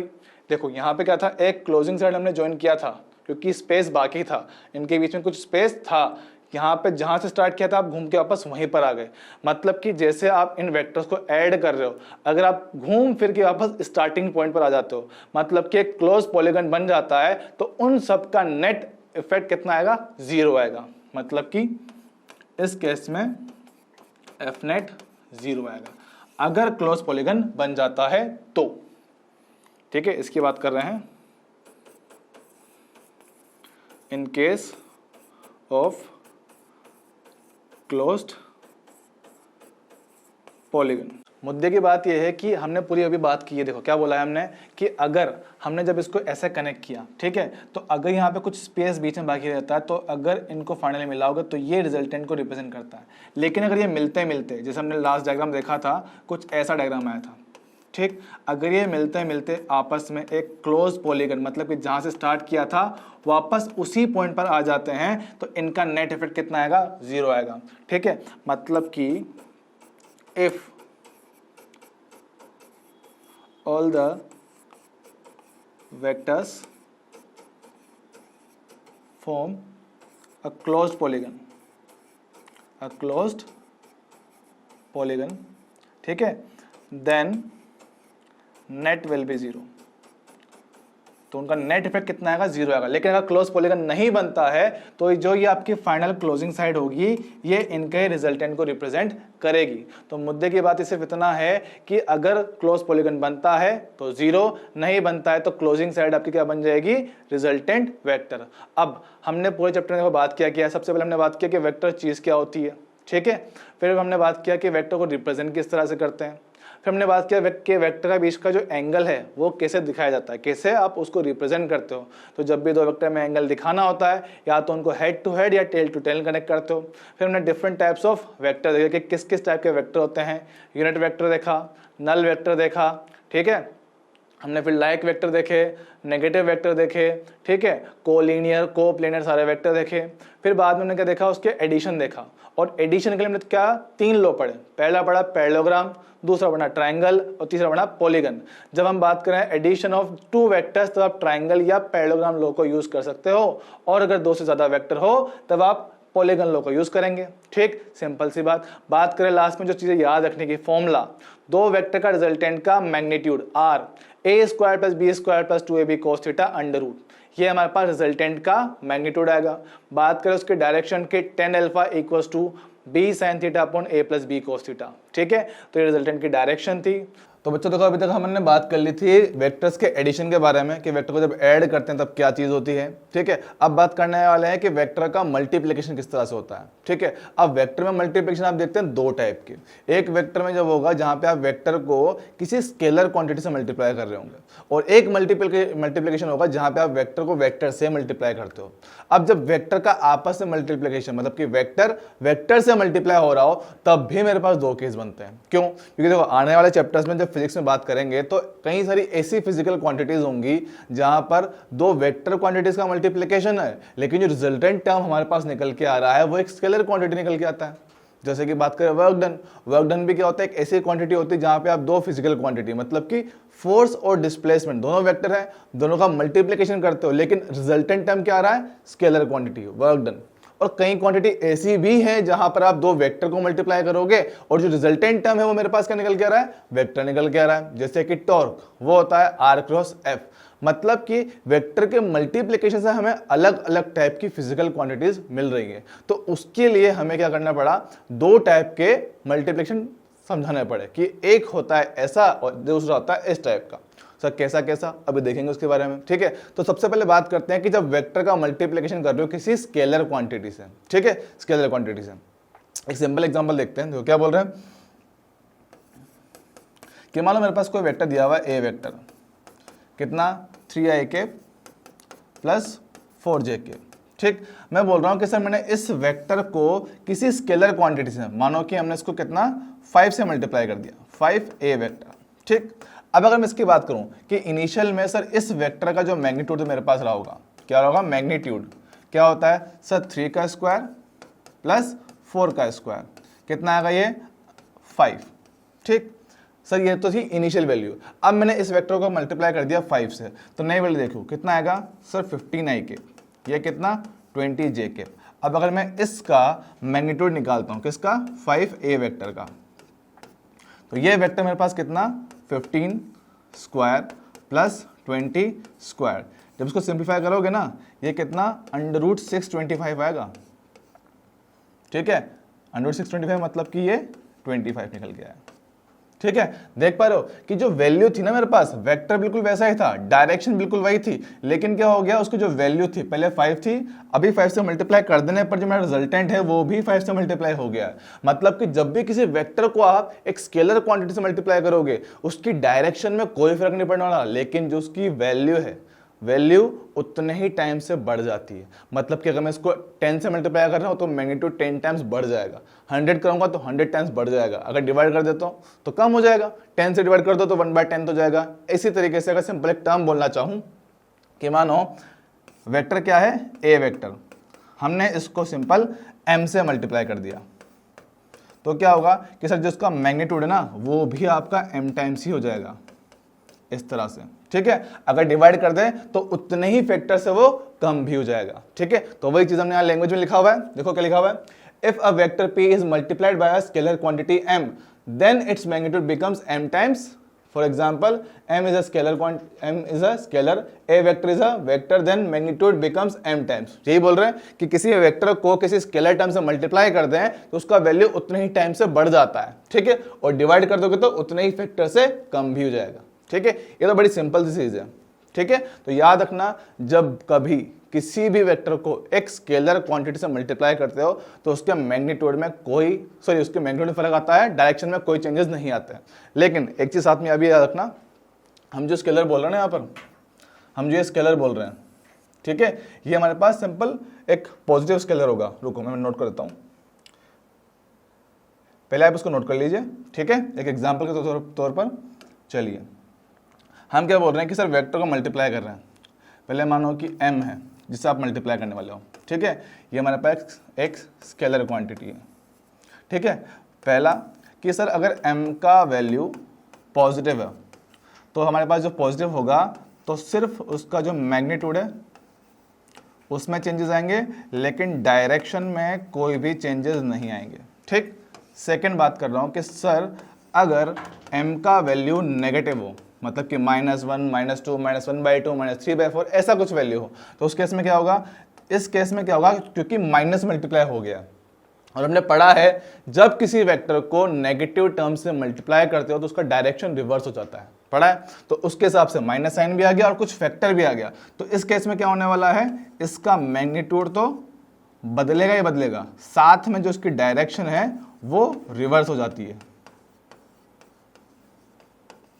जस्ट अ मिनट,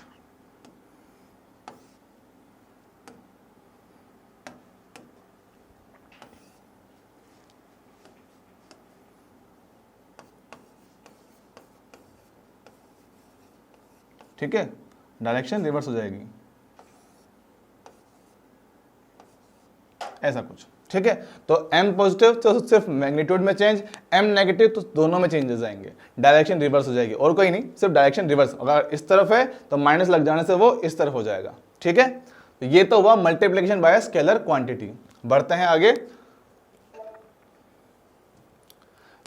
पहला इंपॉर्टेंट प्रोडक्ट मल्टीप्लिकेशन, और बड़े काम की चीज है। यूं मानो हर चैप्टर में आपको इनके क्वेश्चन जरूर मिलेंगे, डायरेक्टली इनका यूज है वहां पर, और अगर ये आ गया तो आगे आने वाले चैप्टर में बड़ा मजा आएगा, ठीक है। तो चलो बात करते हैं पहले डॉट प्रोडक्ट के बारे में। देखो डॉट प्रोडक्ट क्या है, इसका एक अलग नाम भी होता है जिसको क्या बोलते हो, स्केलर प्रोडक्ट। क्या बोल रहा हूं,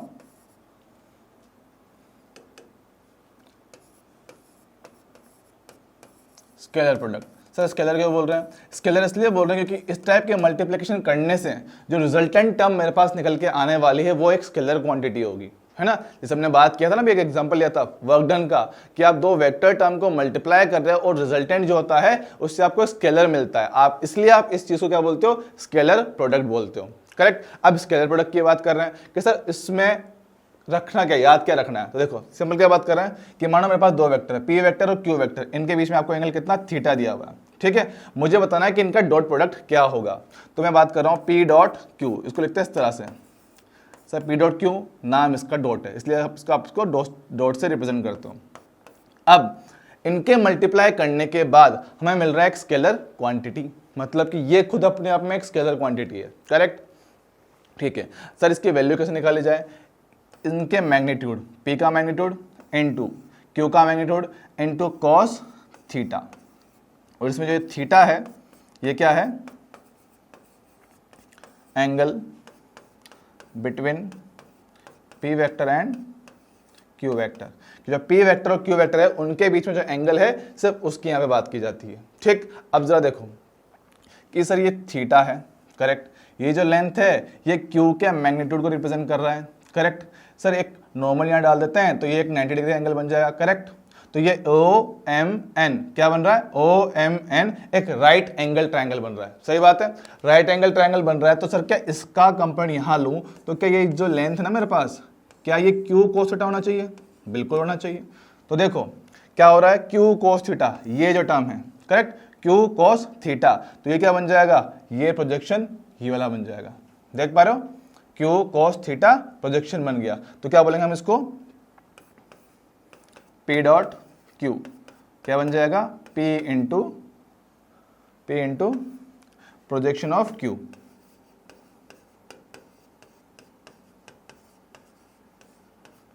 projection of Q on the P, ठीक है। Q का प्रोजेक्शन P पे रहा है। सर प्रोजेक्शन क्या होता है, अब इसको डिटेल में बात करें, फिलहाल सिर्फ इसको इतना समझ लो, ठीक है, कि ऐसे कुछ टर्म हमारे पास आती है, ठीक है। तो ये है मेरे पास basic meaning of dot product. जब दो वेक्टर आपस में डॉट प्रोडक्ट कर रहे होंगे तो उनसे आपको एक स्केलर क्वांटिटी मिलेगी। फॉर्मूला क्या याद रखना है, P Q cos theta. P क्या है, फर्स्ट वेक्टर का मैग्नीट्यूड, Q क्या है, सेकंड वेक्टर का मैग्नीट्यूड, cos थीटा क्या है, उनके बीच के एंगल का कोसाइन है, ठीक है। तो हमने वही चीज यहाँ पे लैंग्वेज लिख दी है याद रखने के लिए। क्या लिखा हुआ है, scalar product of two vectors P and Q is defined as the product of magnitude of vector P and Q and cosine of the angle between the direction of these vectors. मतलब कि जो दो vector हैं उनके बीच का जो angle है उसका कोसाइन, कोसाइन मतलब कि cos थीटा, ठीक है, वो चीज ले लेंगे। हमने उसको यहाँ लिख दिया है। मतलब मेन कहानी क्या है, मुझे ये याद रखना है,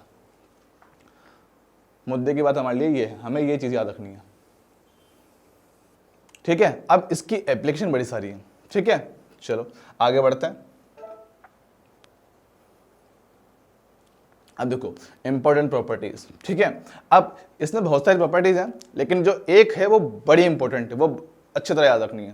पहले देखो क्या बोल रहा है, सर हमने जो P डॉट Q लिखा है ना, इसमें अगर दो वेक्टर की बात कर रहा हूं तो P Q cos थीटा,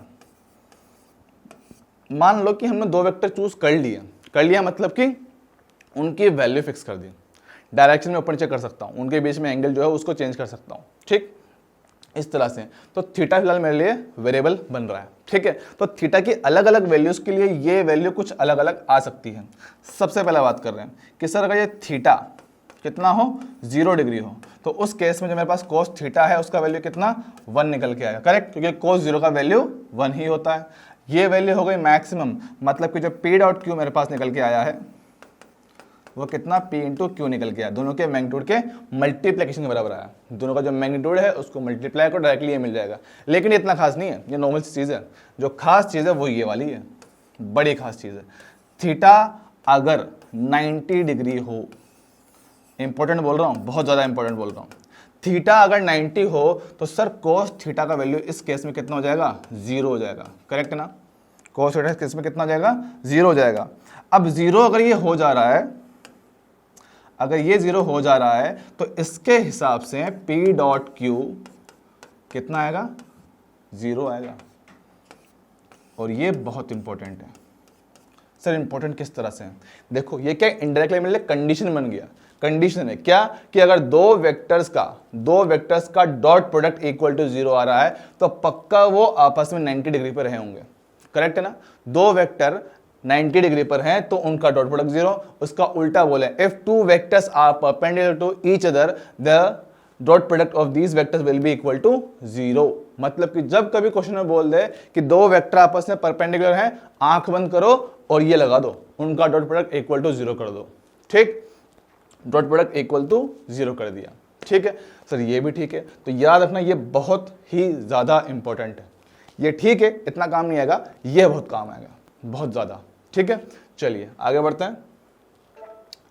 अब देखो क्या बात करने वाले हैं, यही चीज़ हमने जो पढ़ी है वो यहाँ पर हमने लैंग्वेज में लिख दिया है। क्या बोल रहे हैं, condition of for two vectors to be perpendicular to each other, in this case P dot Q equal to P Q cos 90, cos 90 कितना होता है 0, तो P dot Q equal to 0 हो गया। ठीक, यही बोल रहे हैं। अब सर देखो हमने जो बेसिक चीज़ बात करी है कि सर हमने पढ़े हैं 3 डायरेक्शन, एक पढ़ा है x, एक पढ़ा है y, एक पढ़ा है z।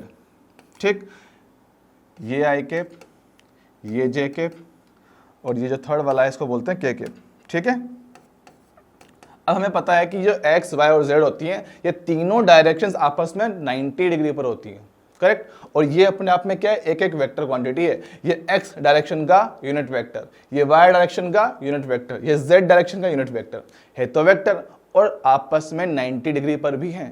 और अभी हमने बात किया है कि अगर दो वेक्टर्स 90 डिग्री पर हैं, यहाँ देखो दो वेक्टर अगर 90 डिग्री पर हैं तो उनका डॉट प्रोडक्ट कंफर्म 0 आएगा। यही बोल रहे हैं ना, तो क्या उसके अकॉर्डिंग I और J 90 डिग्री पर हैं तो I dot J should be equal to 0। Correct, same तरीके से J और K भी परपेंडिकुलर हैं, J डॉट K फिर 0 हो गया, K और I वो भी परपेंडिकुलर तो उनका भी डॉट प्रोडक्ट 0 आएगा। तो ये इंपॉर्टेंट है। ठीक है, बात करें इसकी, sir I dot I, J dot J, K dot K equal to 1 कैसे आया, कैसे आया? देखो हम क्या बोल रहे थे कि सर अगर मैं बात कर रहा हूं कि A डॉट B, क्या बोल रहे हैं कि ये ए बी cos थीटा था। सर आपने पी क्यू लिखा था, अरे एक ही बात है। ठीक है, ए बी लिख पी क्यू लिख, एक ही बात है वेक्टर ही। ठीक है, तो ए बी cos थीटा। अब इसमें ए क्या है, पहले वेक्टर का मैग्नीट्यूड। अगर मैं इसी पैटर्न से इसको करने वाला हूं मल्टीप्लाई, देखना आई कैप डॉट आई कैप, पहले वेक्टर का मैग्नीट्यूड सर 1। सर 1 कैसे आया, इसको क्या बोलते हो आप, यूनिट वेक्टर। यूनिट वेक्टर मतलब जिनका मैग्नीट्यूड 1 होता है। ठीक है, तो पहले वेक्टर का मैग्नीट्यूड कितना 1, सेकेंड वेक्टर का मैग्नीट्यूड कितना 1, इनके बीच में एंगल कितना सर 0। कैसे, ये भी x में है, ये भी x में है, जब दोनों x में है तो इनके बीच में एंगल कितना आएगा, 0 तो आएगा। cos 0 का वैल्यू कितना होता है 1, सिंप्लीफाई करो कितना आ रहा है 1 आ रहा है। आया कि नहीं आया, मतलब कि जब किसी एक यूनिट वेक्टर को उसी से ही मल्टीप्लाई कर दिया जाए तो क्या होगा, उसका वैल्यू 1 आ रहा है। समझ रहे हो, तो सेम तरीके से I डॉट I तो 1 हुआ ही सही, J डॉट J भी 1, K डॉट K भी 1। करेक्ट, मतलब जब कभी आप दो वेक्टर्स का डॉट प्रोडक्ट कर रहे होंगे तब उनके सिर्फ I वाले टर्म को I से मल्टीप्लाई करना है, J वाले को J से करना है, K वाले को K से करना है। सिर्फ बाकी क्यों नहीं करना, क्योंकि I डॉट J 0 था, J डॉट K 0 था, K डॉट I 0 था, तो हमेशा हमें सिर्फ इन पे ही ध्यान देना है। ठीक, अब एक बहुत कॉमन से मिस्टेक है जो हर बच्चा करता है, डॉट प्रोडक्ट करने के बाद आई कैप, जे कैप, के कैप आपके सॉल्यूशन में नहीं आने वाला है। क्यों, क्योंकि वो एक स्केलर प्रोडक्ट था, आपके वेक्टर क्वांटिटी खत्म हो चुकी है, जो भी अब मिलने वाला है वो आपको सिर्फ और सिर्फ एक स्केलर क्वांटिटी निकाल कर देगा। ठीक है, तो पहले आप जरा इसको नोट कर लीजिए, मैं आपको एक एग्जांपल समझाता हूं कि किस तरह से इसके क्वेश्चन करने रहेंगे। ठीक है, चलिए देखो एक एग्जांपल लेते हैं कि मानो हमें एक वेक्टर दे रखा है P vector 3i cap plus 4j cap. ठीक, सेकेंड वेक्टर दे रखा है Q vector 6i plus 8j। हमसे बोला गया है कि सर इनका करना है dot product p dot Q. तो क्या करना है कि सर p डॉट क्यू पहले जरा इनकी वैल्यू रखें,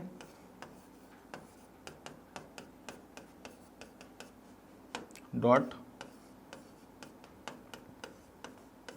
ऐसा कुछ वेक्टर हमें दिया हुआ। सर आपने तो बताया था पी क्यू कोस थीटा होता है, बिल्कुल बताया था, लेकिन वो तब यूज करना है जब मुझे वैसे क्वांटिटीज दी हुई हो। क्वेश्चन आप अपने हिसाब से नहीं करते हो, क्वेश्चन में डेटा जो दिया हुआ है उसके बेसिस पर सोल्व करते हो। तो मेरे पास फॉर्मूला दो निकल के आए हैं, एक जब मेरे पास उनका मैग्नीट्यूड और उनके बीच का एंगल पता हो तब फर्स्ट वाला फॉर्मूला यूज करूंगा, और जब वेक्टर फॉर्म में दिया हुआ तब आपको ऐसे सोल्व करना पड़ेगा। करेक्ट।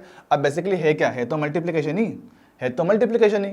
जब 3 को 6 से मल्टीप्लाई करो तो i डॉट आई कितना 1 होता है, देखा ना अभी i डॉट आई 1 होता है। तो 3 इंटू 6 हो गया 18 और i इंटू आई 1 हो गया। i इंटू जे जाओगे 3 को 8 से i डॉट जे 0 आया था, खत्म। 4 को करें इससे मल्टीप्लाई कितना आएगा 24, j डॉट आई फिर 0 हो गया, क्योंकि j dot I dot J लिखो या फिर j डॉट आई लिखो एक ही बात है, ठीक है। j डॉट जे 1 आएगा, मतलब कि 4 इंटू 8 32। करेक्ट। इनको ऐड कर दो, कितना आया सर 50 आया। यही मेरा आंसर है। आया कि नहीं आया? बहुत आसान सी चीज़ है, ठीक है। अब जरा सोचो कि सर अगर ये P क्वांटिटी जो है ये फोर्स होता, ये क्वांटिटी डिस्प्लेसमेंट होता, तो F डॉट डी एस क्या वर्क डन होता है, वर्क डन कितना आ गया 50 जूल। डायरेक्ट आंसर आ गया, समझ में आया? तो ऐसी चीज़ें आगे आप देखने वाले हो, लेकिन ये कब होगी जब मुझे ये सब पता होगा, ठीक है। चलिए आगे बढ़ते हैं। देखो अब इसके कुछ लॉज हमारे पास।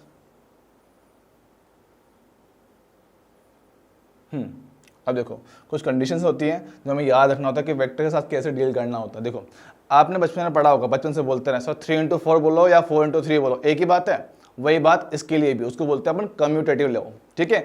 कम्यूटेटिव लॉ क्या बोलते हैं सर, a डॉट बी लिखो या b डॉट a लिखो, एक ही बात है। क्यों? क्योंकि स्केलर क्वांटिटी मिलने वाली। अब a डॉट b लिखूंगा तो a b cos थीटा बनेगा, b डॉट a लिखूंगा तो b a cos थीटा मिलेगा। अब चाहे a b लिखो चाहे b a लिखो, बात एक ही था। p dot q equals to q dot p। तो चाहे p को पहले लिखो या q को पहले लिखो, इनके डॉट प्रोडक्ट पे कोई फर्क नहीं पड़ने वाला, क्योंकि वैल्यू भी सेम आ रही है, डायरेक्शन है ही नहीं, क्योंकि स्केलर क्वांटिटी है, ठीक है। सेकंड होता है डिस्ट्रीब्यूटिव प्रॉपर्टी। इसमें क्या होता है, ये चीज़ हमने देखा हुआ, एक जो बेसिक हम मैथ्स पढ़ते हैं कि sir a into B plus C करना हो, सर बहुत आसान है, पहले a को b से मल्टीप्लाई कर दो, फिर a को c से मल्टीप्लाई कर दो। इसी को बोलते हैं हम क्या, डिस्ट्रीब्यूटिव प्रॉपर्टी। और वो काम आप यहाँ पर भी कर सकते हो कि sir vector quantity p dot q plus r, तो p को पहले q से मल्टीप्लाई किया और p को फिर r से मल्टीप्लाई किया, तो ये होती है डिस्ट्रीब्यूटिव प्रॉपर्टी, ठीक है। डायरेक्टली याद रखना है, कभी कभार न्यूमेरिकल में काम आएगा, बाकी इतना कोई खास इंपॉर्टेंट नहीं है, ठीक है। इंपॉर्टेंट मैं भी बताऊंगा कि ये वाली बड़ी इंपॉर्टेंट पढ़ने वाली है, क्यों पढ़ेगी वो भी दिखाएंगे। बाकी हाँ, इनको नाम से याद रखना कि कौन सी लॉ कौन सी होती है। कम्यूटेटिव मतलब कि p dot Q equals to q dot p, distributive मतलब कि p dot Q plus r equals to p Q plus p r, ठीक है। ये नाम से याद रखना, क्योंकि कई बार अगर एग्जाम में डायरेक्टली अगर ये नाम से पूछ लिया जाए तो आधों को तो पता ही नहीं होगा कि सर क्या पूछ लिया हमसे, हमें तो पढ़ा ही नहीं था सर कुछ, पहले बता रहा हूँ। डिस्ट्रीब्यूटिव कम्यूटेटिव, ठीक है। बोल दे कि वेक्टर का, कि जो अपने पास वेक्टर होता है, जो स्केलर प्रोडक्ट होता है, क्या वो कम्यूटेटिव लॉ को फॉलो करता है। पहला option yes, second no, third बोल दे might be possible, fourth none of these, या फिर डाटा इनसफिशिएंट, ठीक है। तो बच्चे क्या बोलेंगे, भैया सर हमने तो टर्म ही नहीं पढ़ा, ये तो नाम ही पहली बार सुना है, ठीक है। तो नाम याद रखना बहुत इंपॉर्टेंट है, ठीक। चलिए आगे बढ़ते हैं। अब ये बात कर रहे हैं प्रोजेक्शन ऑफ वेक्टर। ये प्रोजेक्शन क्या है, हमारे जो डॉट प्रोडक्ट हमने पढ़ा है ना, उसी की एक छोटी सी एप्लीकेशन है, ठीक है। प्रोजेक्शन मतलब कि सर मानो एक वेक्टर ऐसा है, इसका जमीन पे प्रोजेक्शन क्या बन रहा होगा। सर प्रोजेक्शन समझाता हूँ, मानो ऊपर एक लाइट लगा दो, ट्यूब लाइट लगा दी, तो क्या होगा, इसकी जो शेडो ना सरफेस पे बिल्कुल ऐसे गिरेगी, देख पा रहे हो, बिल्कुल ऐसे सरफेस पे आएगी, ऐसे कुछ ऐसे कैसे आएगी। तो जब ये ग्राउंड पे ऐसे गिरेगा ना, तो ग्राउंड पे कितना लेंथ बना रहा होगा, ये उसका प्रोजेक्शन है, समझ रहे हो। मतलब कि बिना उसको लेंथ पे ऐसे करे, बिल्कुल ऐसा चिपका दो यहाँ पर, ऐसा का ऐसा, वो बन जाएगा इसका प्रोजेक्शन। वही कहानी यहाँ करने वाले हैं कि मानो दो वेक्टर हैं, ए वेक्टर बी वेक्टर, ठीक, इनके बीच में कुछ एंगल थीटा है, मैं चाहता हूं कि सर ए का प्रोजेक्शन बी पे ले लिया जाए, तो इसको बिल्कुल ऐसा का ऐसा यहां पे गिरा दिया जाए। गिरा दिया तो मुझे क्या चाहिए, इनडायरेक्टली मुझे ये लेंथ फाइंड करना है। अब सर जो प्रोजेक्शन होता है वो भी हम दो तरीके से डिफाइन करते हैं। सर दो कैसे, एक होता है इन वेक्टर फॉर्म, एक होता है सिर्फ मैग्नीट्यूड के फॉर्मेट में। ठीक है, पहले बात करते हैं सर निकाला किस तरह से जाए। ठीक है, देखो हमें पता है कि सर इनके बीच में एंगल थीटा है, करेक्ट, इनके बीच में एंगल क्या है, थीटा है। तो क्या इसके हिसाब से मैं बोलना चाहूं कि A vector dot B vector equal to A B cos theta. ठीक, तो यहां से मेरे पास जो कॉस थीटा निकल के आने वाला है A dot B divided by A B. अब ये फॉर्मूला बड़ा इंपॉर्टेंट है, इसको भी याद रखना। कई बार क्वेश्चन पूछा जाता है कि गिवन दो वेक्टर्स के बीच में एंगल क्या होगा, ध्यान सुनना, गिवन दो वेक्टर्स के बीच में एंगल क्या होगा, तो वो आप इस फॉर्मूला से निकाल सकते हो, A dot B divided by A B. Sir दोनों में फर्क क्या है, दोनों एक ही तो है? नहीं, ये डॉट प्रोडक्ट है, ये सिंपल उनका मैग्नीट्यूड का मल्टीप्लिकेशन है, A dot B divided by A B. समझाना है, एक एग्जांपल देख लो, देख लो, पहले यहाँ पे एग्जांपल देते हैं फिर इसको देखेंगे। क्या बोल रहे हैं सर, एक वेक्टर में ले लिया कितना, पी वेक्टर ले लेते हैं। ठीक है, पी वेक्टर कितना फिर से 3i cap plus 4j cap. ठीक है, दूसरा बी वेक्टर क्या बोल दिया, 4i cap plus 3j cap. Sir इनके बीच का एंगल चाहिए। ठीक, चलो कोस थीटा, हमने क्या बोला सर, ए डॉट बी, एक मिनट को थोड़ा नाम चेंज करते हैं, इसको बोलते हैं क्यू वेक्टर। ठीक है, तो P dot Q upon P Q, ये बोला ना, पहले इनका डॉट प्रोडक्ट डिवाइडेड बाय इनका मैग्नीट्यूड। ठीक, चलो हम करते हैं पहले डॉट प्रोडक्ट। डॉट प्रोडक्ट में आई वाला आई से, जे वाला जे से मल्टीप्लाई होगा, तो 3 इंटू 4 12, 4 इंटू 3 12, तो कितना 12 प्लस 12, ये तो हुआ डॉट प्रोडक्ट डिवाइडेड बाय इनका मैग्नीट्यूड। मैग्नीट्यूड क्या होगा सर, 3 का स्क्वायर प्लस 4 का स्क्वायर, 4 का स्क्वायर प्लस 3 का स्क्वायर, इसका मैग्नीट्यूड कितना 3 square plus 4 square under root. Solve करो कितना आएगा सर, 5 आएगा। सेम तरीके से इसका निकालोगे 4 स्क्वायर प्लस 3 स्क्वायर, ये भी 5 आने वाला है, तो 5 इंटू 5, एडिशन किया 24 डिवाइडेड बाय 25, ये आया मेरे पास answer, cos theta equals to 24/25। ये इन दो वेक्टर के बीच का एंगल निकल के आया। ठीक है, तो ये फॉर्मूला काफी काम का है, काफी ज्यादा यूज में आएगा, तो इसको भी नोट डाल के अलग से लिख लो, एक एग्जांपल देख लो ताकि समझ में आ जाए कि किस तरह से इसको यूज करना है। ठीक, चलिए नोट कर लिया, आगे बढ़े। अब देखो हम क्या बोलते हैं कि सर हमें लेना है प्रोजेक्शन। ठीक है सर, ये बन रहा है एक राइट एंगल ट्राइंगल, करेक्ट, मुझे चाहिए ये वाला लेंथ, ये लेंथ कितना है, ए के बराबर है, ये एंगल है थीटा, तो इसका कंपोनेंट यहाँ पर ए कोस थीटा, जिसको हमने प्रोजेक्शन बोला था, कुछ देर पहले बात की थी मैंने प्रोजेक्शन की, अब उसको डिटेल में बताने वाला हूँ। ठीक है, तो ए कोस थीटा, तो क्या बोल रहे हैं सर, प्रोजेक्शन ऑफ बी, है ना, vector A is projected on B, तो ए का प्रोजेक्शन बी पर ले रहे हो, समझ रहे हो, ए का प्रोजेक्शन बी पर, ए को गिरा दिया बी पर, ए वाला ये रहा, बी वाला ये रहा, ए को बी पर गिरा दिया, तो इसका जो लेंथ है वहां पर वो कितना आने वाला है, फिलहाल मैं सिर्फ इसकी वैल्यू की बात कर रहा हूं। ठीक, तो जो प्रोजेक्शन मेरे पास है कितना, ए cos थीटा आने वाला है। ठीक, correct sir, A cos theta, ए क्या है, पहले वेक्टर का मैग्नीट्यूड जिसको आप प्रोजेक्ट कर रहे हो, cos थीटा हमने अभी भी देखा था, क्या देखा था, A dot B divided by A B, correct है क्या। ठीक, ए से ए को कर देंगे गायब, तो क्या बचा हुआ है sir, A dot B divided by only B, correct, तो ये हुआ प्रोजेक्शन का मैग्नीट्यूड, उसका वैल्यू क्या निकल कर आएगा, A dot B divided by A B, A dot B divide by B, ये सिर्फ उसकी वैल्यू है। लेकिन सर अगर मुझे बताना हो कि वेक्टर फॉर्म में, कि मुझे प्रोजेक्शन दिखाना पूरा प्रॉपर वेक्टर फॉर्म में, तो देखो जब भी किसी वेक्टर को लिखना होता है पहले उसका मैग्नीट्यूड, फिर बाद में उसकी डायरेक्शन। अब जरा देखो ये जो प्रोजेक्शन है क्या बी के डायरेक्शन में है, और बी की डायरेक्शन कैसे रिप्रेजेंट करोगे, उसके यूनिट वेक्टर से, करेक्ट। चलो हम बात कर रहे हैं सर ए cos थीटा, इसका वैल्यू हम निकाल चुके हैं, A dot B divide by A B आया था। ठीक है, तो ये कितना, A vector dot B vector divided by B.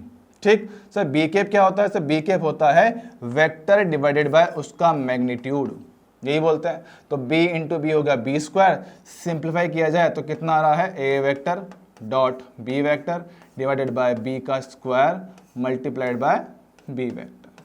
तो इस तरह से आप किसी भी एक वेक्टर का दूसरे पे प्रोजेक्शन निकाल सकते हो, जो फाइनल फॉर्मूला मेरे पास यहाँ पे निकल कर आ रहा है। ठीक, ये क्या है, इसका वेक्टर फॉर्मेट है, a dot B divide by B square into B vector. तो ये a का प्रोजेक्शन b पे निकाला है in the direction of b, तो वेक्टर फॉर्म में क्या होगा, उसका value multiplied by the direction. Direction क्या होती है, यूनिट वेक्टर से रिप्रेजेंट करते हो। तो ये रहा उसका वैल्यू जो हमने यहाँ पे निकाला हुआ है, इसको रखा है यहाँ पर b कैप क्या होगा, वेक्टर डिवाइड बाय उसका मैग्नीट्यूड, रखा, सोल्व किया, ये मेरे पास उसका आंसर आ गया। लेकिन अगर सिर्फ वैल्यू की बात करेगा तो सिर्फ इसकी बात करेंगे डिटेल में, इस पे विद डायरेक्शन। ठीक, चलो अब इसको पहले नोट कर लो। चलिए स्क्रीन पर लिख लेना। अब देखो, अब मैं क्या बता रहा हूं आपको,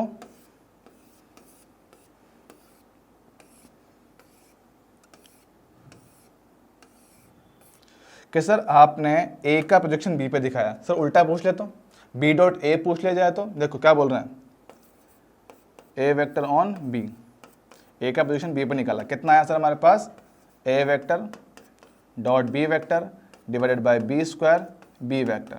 ठीक, मैं बोल रहा हूँ सर बी का ए पे लेना हो तो B vector on A vector, तो टर्म्स को कर दो उल्टा, तो क्या हो जाएगा सर, ए डॉट बी यहीं रहेगा, डिवाइड में कौन आ जाएगा सर, ए स्क्वायर जाएगा, और ये ए वेक्टर बन जाएगा।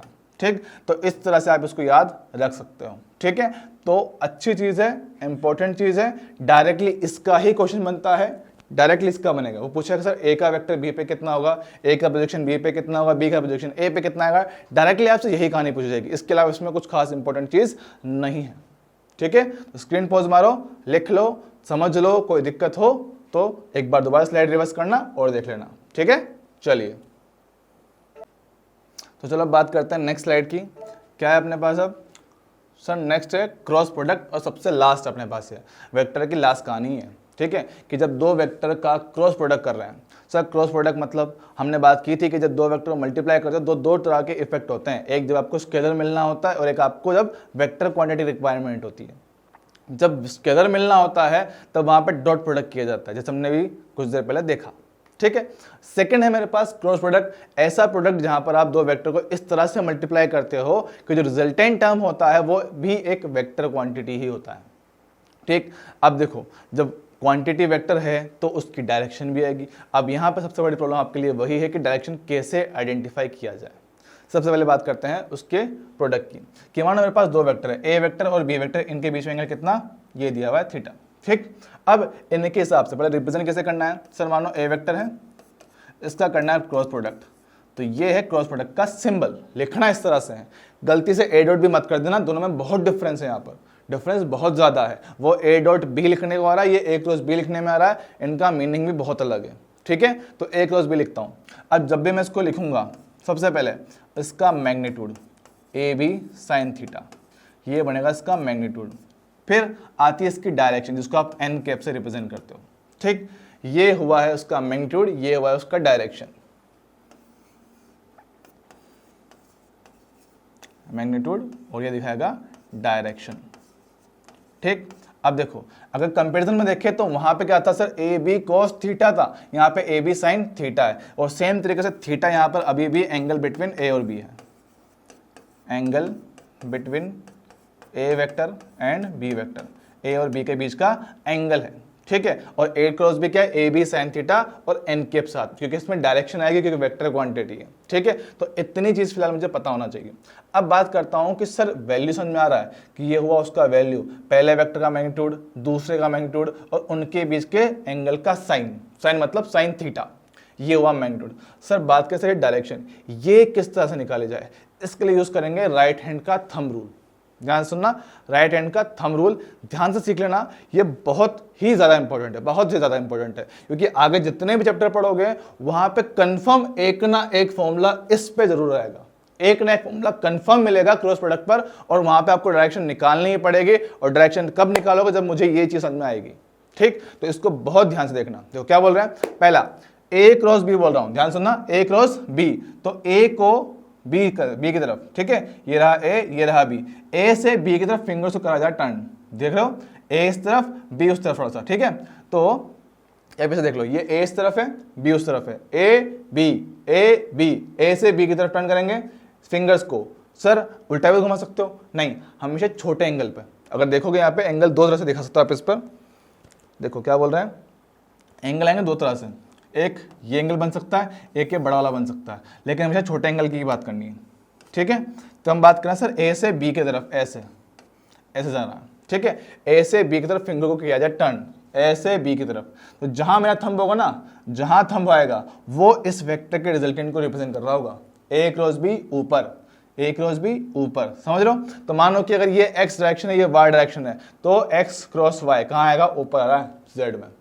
ए क्रॉस बी, ए क्रॉस बी ऊपर, कहाँ पर, जेड डायरेक्शन में, समझ रहे हो। जेड डायरेक्शन का रिजल्टेंट निकल कर आ रहा है, ठीक।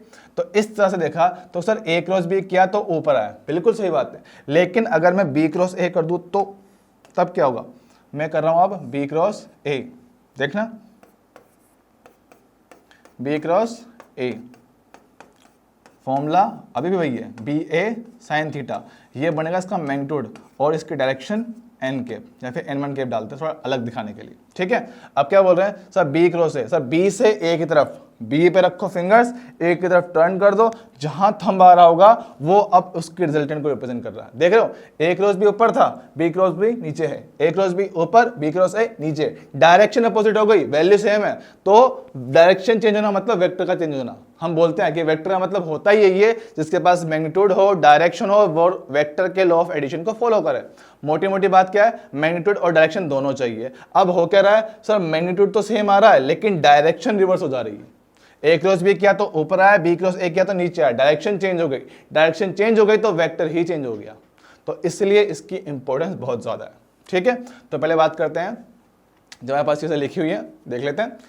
द वेक्टर प्रोडक्ट और a cross product of two vectors is a vector quantity and defined as the vector whose magnitude is equal to the product of magnitude of two vectors and sine of the angle। यही बोल रहे हैं कि इनका जो magnitude है वो सिर्फ और सिर्फ यही वाला पार्ट है, ए बी साइन थीटा, ठीक है। तो स्क्रीन पॉज मारो, इसको लिख लिया जाए, ठीक। चलिए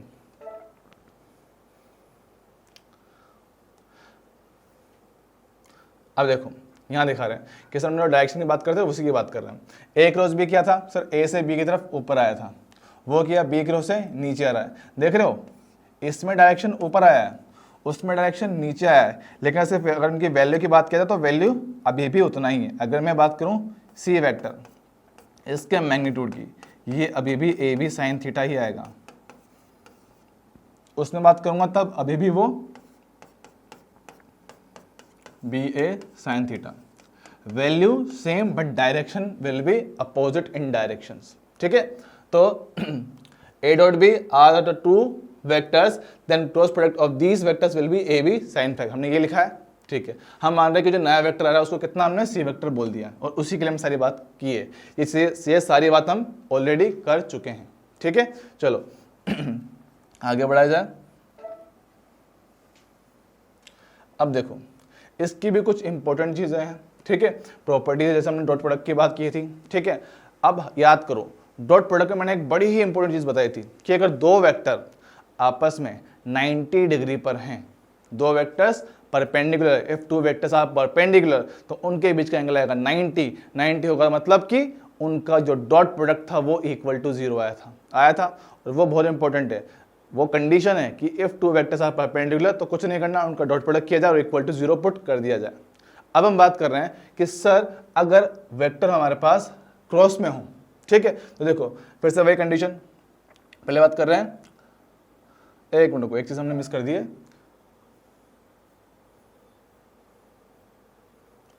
अच्छा यहाँ रुको, मैं आपको लिखा देता हूँ, यहाँ देखो एक चीज दिखाता हूँ। जैसे हमने बात किया ना कि थीटा अगर मान लो हमारे पास कितना हो, 0 डिग्री हो, ठीक है, तो क्या होगा, साइन थीटा का वैल्यू कितना का मेरे पास 0 आएगा। साइन थीटा 0 का मतलब कि दो वेक्टर थे, पी डॉट क्यू बोल दो या फिर ए क्रॉस बी बोलता है, हमारे पास ए ही लिखा हुआ है यहाँ पर।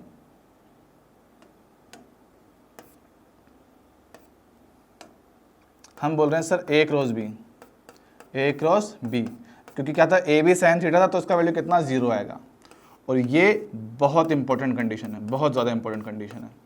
क्यों? क्योंकि देखो हम अब हमारे पास दोनों कैसी कंडीशन है कि सर अगर दो वेक्टर परपेंडिकुलर हो तो उनका डॉट प्रोडक्ट 0 करना है, और अगर दो वेक्टर आपस में पैरेलल हो, मतलब कि उनके बीच का एंगल 0 डिग्री हो, तो उस केस में उनका क्रॉस प्रोडक्ट इक्वल टू 0 आएगा। और बहुत काम की चीज़ है, बहुत ज़्यादा काम की चीज़ है। अब देखो ऐसे कुछ कारण मेरे पास निकल कर आ रही है, ठीक। ये काफ़ी इंपॉर्टेंट है। कब? जब A vector parallel to B vector, ठीक, और A dot B equal to 0। कब? जब A vector perpendicular to B vector, ठीक। ये काफ़ी इंपॉर्टेंट है, दोनों एक जैसी दिखती लेकिन अलग है। एक पैरेलल के लिए कंडीशन है, एक परपेंडिकुलर वाली कंडीशन है, ठीक। इसको नोट कर लिया जाए, ठीक। चलिए अब कुछ चीज़ें और है, मैं आपको यहाँ पे नोट करवा देता हूँ, फिर आगे इनकी प्रॉपर्टीज जो है उनके बारे में बात करेंगे, ठीक है। देखो सर, हमने देखा था कि आई डॉट आई किया था तो 1 आया था, जे डॉट जे किया था तो 1 आया था, के डॉट के किया था तो 1 आया था, आई डॉट जे किया तो 0 था, जे डॉट के किया तो 0 था, के डॉट आई किया तो भी 0 था, क्योंकि वो 90 डिग्री पर थे। ऐसी कुछ कंडीशन मैं यहाँ पे बताने वाला हूँ। क्या बोल रहे हैं कि सर अगर मैं बोल रहा हूँ कि अगर आई को आई से ही क्रॉस प्रोडक्ट कर दिया जाए तो, और इसके मैग्नीट्यूड की बात करता हूँ पहले तो, ठीक है। क्या बोल रहा हूँ कि सर पहले वेक्टर का मैग्नीट्यूड 1, दूसरे वेक्टर का मैग्नीट्यूड 1, इनके बीच में एंगल कितना है सर 0, तो साइन 0 यहाँ पर आया और कुछ डायरेक्शन एन के। अब साइन 0 का वैल्यू कितना होता है? 0 होता, तो कितना आया? 0 आया। मतलब कि आई को आई से क्रॉस मल्टीप्लाई करने पर रिजल्टेंट वैल्यू कितना? 0 आ रहा है, करेक्ट। सेम तरीके से बात होगी जे क्रॉस जे के लिए, के क्रॉस के लिए, क्योंकि वो भी आपस में पैरेलल ही रहे होंगे, करेक्ट। दूसरी बात कर रहा हूँ आई को जे से मल्टीप्लाई करने की, आई वेक्टर क्रॉस जे वेक्टर।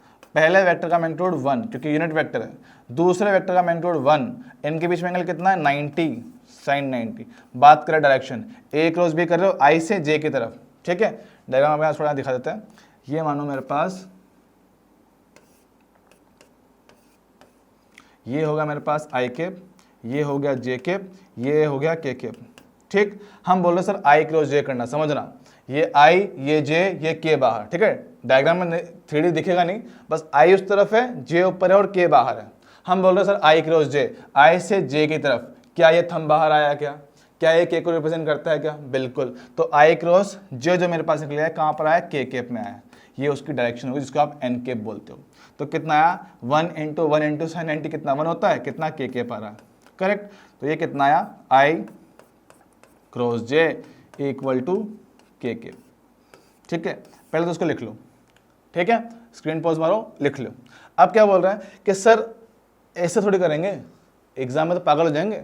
एग्जाम में बेटे वहाँ उंगलियां घुमाएंगे ना, मास्टर बोला पागल हो गया बच्चा, ऐसे थोड़ी करेंगे एग्जाम में। इतना टाइम नहीं होता है कि हर बार डायग्राम बना है, वहाँ बीच में बैठ के उंगलियां घुमा रहे हो, थंब निकाल रहे हो, इतना टाइम नहीं होगा। करना है कैसे? देखो शॉर्ट ट्रिक देखो, क्या बोल रहे हैं, कैसे याद रखना है। ये होगा आई केप, ये होगा जे केप, ये होगा के केप। सर आई क्रॉस जे के केप आएगा, जे क्रॉस के आई केप आएगा, के क्रॉस आई जे केप आएगा, समझ रहे हो। आई क्रॉस जे के, जे क्रॉस के आई, के क्रॉस आई जे। लिख के देखो, आई क्रॉस जे कितना आएगा? के केप। सर जे क्रॉस के कितना? I cap. और सर के क्रॉस आई कितना? J cap. सर ठीक है, ये तो इस ऑर्डर में है। अगर उल्टा घुमा दिया जाए तो, मतलब कि अगर मैं जे क्रॉस आई बोलूं, ये क्या था? आई क्रॉस जे और ये जे क्रॉस आई। हमने बोला था ना कि यहाँ पर डायरेक्शन अपोजिट हो जाती है, ए क्रॉस बी और बी क्रॉस में डायरेक्शन अपोजिट हो जाती है, ठीक है। इसके भी कर दो अपोजिट, जो के केप आया था वो माइनस के केप हो जाएगा। सेम तरीके से हमारे पास यहाँ पे के क्रॉस जे लिख रहा हूँ, तो ये कितना? माइनस आई केप, ठीक। फिर आई क्रॉस के कर दिया जाए तो इसकी भी वैल्यू कितना? माइनस जे केप, ठीक है। तो ये याद रखना है, इससे हमारे पास सारी कहानी इसकी निकल जाएगी, ठीक है। तो काफी इंपॉर्टेंट चीज है ये भी। चलो स्क्रीन पॉज मारो और लिख लिया जाए, ठीक है। चलिए आते हैं अब इसकी प्रॉपर्टीज पर। इंपॉर्टेंट प्रॉपर्टी क्या है? देखो सबसे पहले प्रॉपर्टी तो वही है कि sir commutative, A dot B लिखो चाहे बी डॉट ए लिखो, एक ही बात है। लेकिन यहाँ पे एक बात नहीं है, फर्क है। हमने देखा ना भी, ए क्रॉस बी ऊपर था, बी क्रॉस ए नीचे था, डायरेक्शन चेंज हुई थी। तो जब भी कोई वेक्टर का क्रॉस प्रोडक्ट करने वाले हो तो उस केस में क्या होगा? उन पे ये कम्यूटेटिव लॉ वैलिड नहीं होगा, वैलिड नहीं होगा। इसलिए इसको याद रखना जरूरी है, क्योंकि ये चीज स्केलर प्रोडक्ट, डॉट प्रोडक्ट में अप्लाई हो रही थी, यहां अप्लाई नहीं हो रही है। यहाँ अप्लाई नहीं हो रही है कि वेक्टर का जो क्रॉस प्रोडक्ट होता है वो इस लॉ को फॉलो नहीं करता, क्योंकि डायरेक्शन इनकी अपोजिट हो जाती है, अपोजिट हो जाती है। तो काफी काम की चीज है ये कि B cross A is equal to negative of A cross. Sir negative क्यों कर रहे हो? सर डायरेक्शन तो अपोजिट हुई थी, डायरेक्शन ही तो उल्टा हुआ था, अगर माइनस से मल्टीप्लाई कर दो तो फिर से सीधा हो जाएगा, करेक्ट। तो इंपॉर्टेंट है। दूसरा, ये तो हमारे पास हो गया, ठीक है। सेंस द केस हमने देखा था ना B क्रॉस A, वही चीज हमने यहाँ बता रखा है, क्योंकि सेंस ऑफ रोटेशन चेंज होता है आपका। चलो आते हैं डिस्ट्रीब्यूटिव लो। सर डिस्ट्रीब्यूटिव ने देखा था कि sir A into B plus C, A into B plus C, तो आपने ए बी प्लस ए सी कर देता, वो चीज़ यहाँ पे वैलिड है। A cross B plus C, तो पहले ए बी से मल्टीप्लाई होगा, फिर ए सी से मल्टीप्लाई होगा, तो A cross B plus A dot C, sorry A cross C, ठीक है। तो ये यहाँ पे वैलिड है। अब ये चीज़, जो चीज़ दोनों में वैलिड है इतनी खास नहीं है, लेकिन वो चीज़ जो एक में वैलिड है एक में वैलिड नहीं है, क्या है? कम्यूटेटिव लो। डॉट प्रोडक्ट में वैलिड था, क्रॉस प्रोडक्ट में वैलिड नहीं है, तो उसको अच्छे से याद रखना है, ठीक है। चलिए ये भी हुआ खत्म। बात करते हैं प्रोडक्ट ऑफ इक्वल वेक्टर, ठीक है, कि जब दो इक्वल वेक्टर को कर रहे हो आप मल्टीप्लाई, वो आपने दिखाया भी, आई क्रॉस आई किया 0 आया था, जे क्रॉस जे किया 0 आया था, के क्रॉस के किया 0 आया था, तो सर ये भी 0 आएगा। सर कैसे? क्योंकि जब दो सेम वेक्टर हैं तो उनकी क्या डायरेक्शन भी सेम होगी, क्या होगी ना। दो वेक्टर सेम है, सेम मतलब कि वैल्यू भी सेम, डायरेक्शन भी सेम। जब दो वेक्टर सेम है, सेम डायरेक्शन में होंगे, उनके बीच का एंगल कितना? 0 आएगा। जब एंगल 0 हुआ तो साइन 0 का वैल्यू 0 आएगा, क्रॉस प्रोडक्ट का वैल्यू 0 हो गया। आया कि नहीं आया? सिंपल सी बात, ठीक है। तो जब किसी वेक्टर को उसी के साथ क्रॉस प्रोडक्ट किया जाएगा, उसका वैल्यू कितना? 0 निकल कर आएगा, ठीक है। चलिए देखो, नेक्स्ट हमारे पास कोलिनियर वेक्टर्स। सर कोलिनियर नाम सुना हुआ लगता है, पढ़ा था जब चैप्टर की शुरुआत की तब हमने पढ़ी थी। कोलिनियर क्या बोला था? सर ऐसे वेक्टर्स जो आपस में एक ही लाइन के लॉन्ग होते हैं, है ना, एक ही लाइन के लॉन्ग। कोलिनियर एक ही लाइन के लॉन्ग एक्ट कर रहे हैं। जब सर एक ही लाइन पर हैं तो क्या वो आपस में पैरेलल नहीं हो गया? बिल्कुल हुआ। जब पैरेलल हो गए तो उनके बीच में एंगल कितना हुआ? 0 हुआ। 0 हुआ, साइन 0 होता है, मतलब कि उनका भी क्रॉस प्रोडक्ट 0 आने वाला है। क्या बोला? देखो, A cross B, A B sine phi N cap. अब क्योंकि एंगल 0 था तो साइन 0 0 बनेगा और ये वैल्यू 0 आ गया, ठीक। ये ए क्रॉस बी वाली चीज, वेक्टर का ऑर्थोगोनल वाली, ये चीज हम ऑलरेडी देख चुके हैं। देखा हमने, आई क्रॉस जे के था, के क्रॉस जे आई था, वो सारी चीजें हम यहाँ देख चुके हैं, ठीक है। आई क्रॉस जे के आया था, जे क्रॉस के आई आया था, और के क्रॉस आई जे आया था, ठीक है। डायरेक्टली हमें ये रूल याद रखना है, क्योंकि एग्जाम में इतना टाइम होगा नहीं कि हम हर एक को याद रख पाएँ। डायरेक्टली इसको ड्रॉ करो, ऐसे देख लेना, ठीक है। आई क्रॉस जे तो के, जे क्रॉस के तो आई, के क्रॉस आई तो जे, उल्टा चले जाओ, जे क्रॉस आई तो माइनस के केप, आई क्रॉस के तो माइनस जे केप, के क्रॉस जे तो माइनस आई केप, ठीक है। डायरेक्टली इसको याद रखना, काम बन जाएगा। आगे बढ़ा जाए। अब देखो कि सर जैसे हमने डॉट प्रोडक्ट में वेक्टर फॉर्म वाले को मल्टीप्लाई किया था, वैसे यहाँ पर भी करना पड़ता है। अब होता क्या है कि अगर दो टर्म मेरे पास हों, फॉर एग्जांपल सिंपल दिखाता हूँ आपको एक बार कि सर ए वेक्टर, सेम एग्जांपल ले रहा हूँ, कुछ अलग नहीं है, 4i केप 4j केप, ठीक है। B vector 4i cap 3j cap, ठीक है। सर इनका करना है क्रॉस प्रोडक्ट, ए क्रॉस बी करना है, ठीक है। लिख दो यहाँ पर क्रॉस, ठीक है, ऐसा कुछ हमें दिया हुआ है यहाँ से, ठीक। अब मैं चाह रहा हूँ सर इनका किया जाए मल्टीप्लाई, ठीक है। देखो फिर से चेक करते हैं, 3 का करेंगे पहले 4 से, तो 3 इंटू 4 तो हो गया 12, लेकिन आई क्रॉस आई कितना होता है? 0 होता है। आई क्रॉस आई 0 होता है, तो ये फर्स्ट टर्म कितना आ गया? 0 आ गया, करेक्ट, ठीक है। 3 को मल्टीप्लाई करेंगे 3 से, तो 3 इंटू 3 9 होता है, और आई क्रॉस जे क्या होता है सर? के केप होता है, सही बात है। तो ये कितना होगा? 9 के केप, ठीक। अब करेंगे 4 को इससे मल्टीप्लाई, तो 4 इंटू 4 16, लेकिन जे क्रॉस आई कितना आएगा? माइनस के केप, तो कितना हो गया? प्लस 16, डायरेक्शन कितना? माइनस के केप। फिर 4 को 3 से मल्टीप्लाई करो तो जे क्रॉस जे सेम डायरेक्शन 0, करेक्ट। अब देखो ये है माइनस में, ये है प्लस में, तो माइनस 16 प्लस 9 कितना आएगा? माइनस 7 के केप आया। तो इस तरह से आप कोई भी दो वेक्टर का क्रॉस प्रोडक्ट कर सकते हो, लेकिन लेकिन लेकिन 2 टर्म थी तो इतनी मेहनत हुई, अगर के वाले टर्म भी ऐड कर देता तो बड़ी ही मुश्किल हो जाती, मल्टीप्लाई करना बहुत ही ज़्यादा लेंदी प्रोसेस हो जाता। तब उस केस में हम यूज़ लेते हैं इस डिटर्मिनेंट मेथड का। तो इसमें क्या करते हैं, देखो मानो कि 2 वेक्टर हैं ए क्रॉस बी, ठीक है। ए का वैल्यू कितना, A X I cap A Y J cap A Z K cap. Sir ये ए एक्स ए वाई क्या है, ये एक्स क्या है, वेक्टर का एक्स डायरेक्शन में कंपोनेंट, ये वाई कंपोनेंट, ये जेड कंपोनेंट। सेम तरीके से बी के एक्स वाई और जेड कंपोनेंट हो गए, ठीक। दोनों वेक्टर के मुझे पता है सब कुछ। अब मुझे निकालना है क्या, ए क्रॉस बी। ध्यान सुनना, ए क्रॉस बी। सबसे पहला आई जे के लिख दिया। सबसे पहले कौन आया सर, ए वेक्टर आया, तो जो ए वेक्टर आया तो उसके जो मल्टीपल्स है उनको यहाँ रख दिया जाए, A X A Y A J, sorry A Y A Z. Same तरीके से बाद में कौन है बी, तो B X B Y B Z यहाँ रख देंगे। अब इसके बाद अब हमें करना है इनको सोल्व। सर डिटरमिनेंट सोल्व कैसे करते हैं, देखो पहले हम बात करते हैं टर्म आई कैप का, आई कैप। तो इसके सामने जो कॉलम है और जो रो है उसको छुपा देंगे, समझना, एक कॉलम है एक रो है, इसको छुपा दो। बचा कौन, सर ये 4 बचे हुए हैं, इन 4 की बात करते हैं पहले, ठीक है। तो ये 4 बचे हुए हैं, इनकी बात करने वाला हूँ। तो इनको करो क्रॉस मल्टीप्लाई, पहले इसको इससे फिर इसको इससे, ठीक है। तो देखना ध्यान से क्या बोल रहे हैं, सर ए वाई इंटू बी जेड, ठीक। फिर बाद में मल्टीप्लाई करना है इनको, और इनके पीछे साइन रखना क्या, माइनस, ठीक। मल्टीप्लाई किया जाए कितना, बी वाई ए जेड। ये कहानी खत्म हुई आई कैप वाले कंपोनेंट की, ठीक। सर ठीक है, अब बात कर रहा हूँ सर वाई वाले, जो जे वाला कंपोनेंट है ना उसकी बात करने, ठीक है। अब वो क्या है, ये साइन कैसे रखना है, इसका रखना है प्लस, इसका माइनस, इसका प्लस। तो इस जगह अपने आप पहले एक माइनस साइन लगा लेना, ठीक है। देखो मैथ्स की कहानी है, डिटेल में ज़्यादा एंटर नहीं करना है, ठीक है। इतना याद रखो, ये माइनस जे कैप की बात कर रहे हैं, ठीक है। सर जब जे कैप की बात करेंगे तो इसका कॉलम और इसकी रो को गायब कर देंगे, ठीक है। इसके कॉलम और इसकी रो को गायब कर देंगे, तो क्या बचा हुआ है, सर ये बचा हुआ है, इसका ये वाला पार्ट और इसका ये वाला पार्ट, करेक्ट। तो पहले इसको इससे मल्टीप्लाई करूंगा, ठीक है, कर दो मल्टीप्लाई, कितना ए एक्स बी जेड, फिर माइनस इसको मल्टीप्लाई किया जाएगा, कितना आएगा, बी एक्स ए जेड, ठीक आया। चलो मैं थोड़ा यहाँ रब कर देता हूँ, ठीक है। ये मेरे पास सेकंड कंपोनेंट भी हुआ खत्म।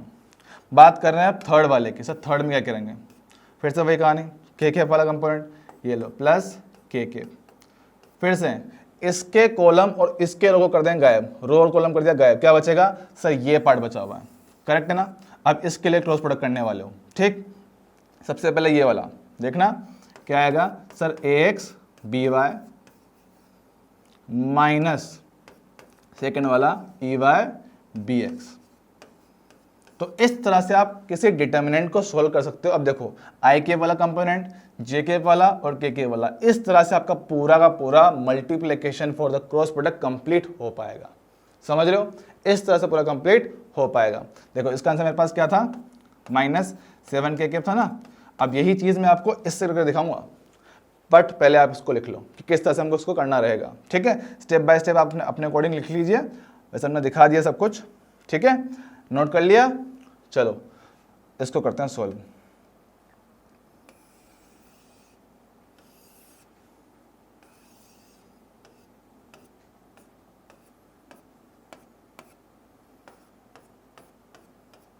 ठीक है, देखो अब क्या बोल रहे हैं, सर उसको करो इस मेथड से, देखो दिखाते हैं।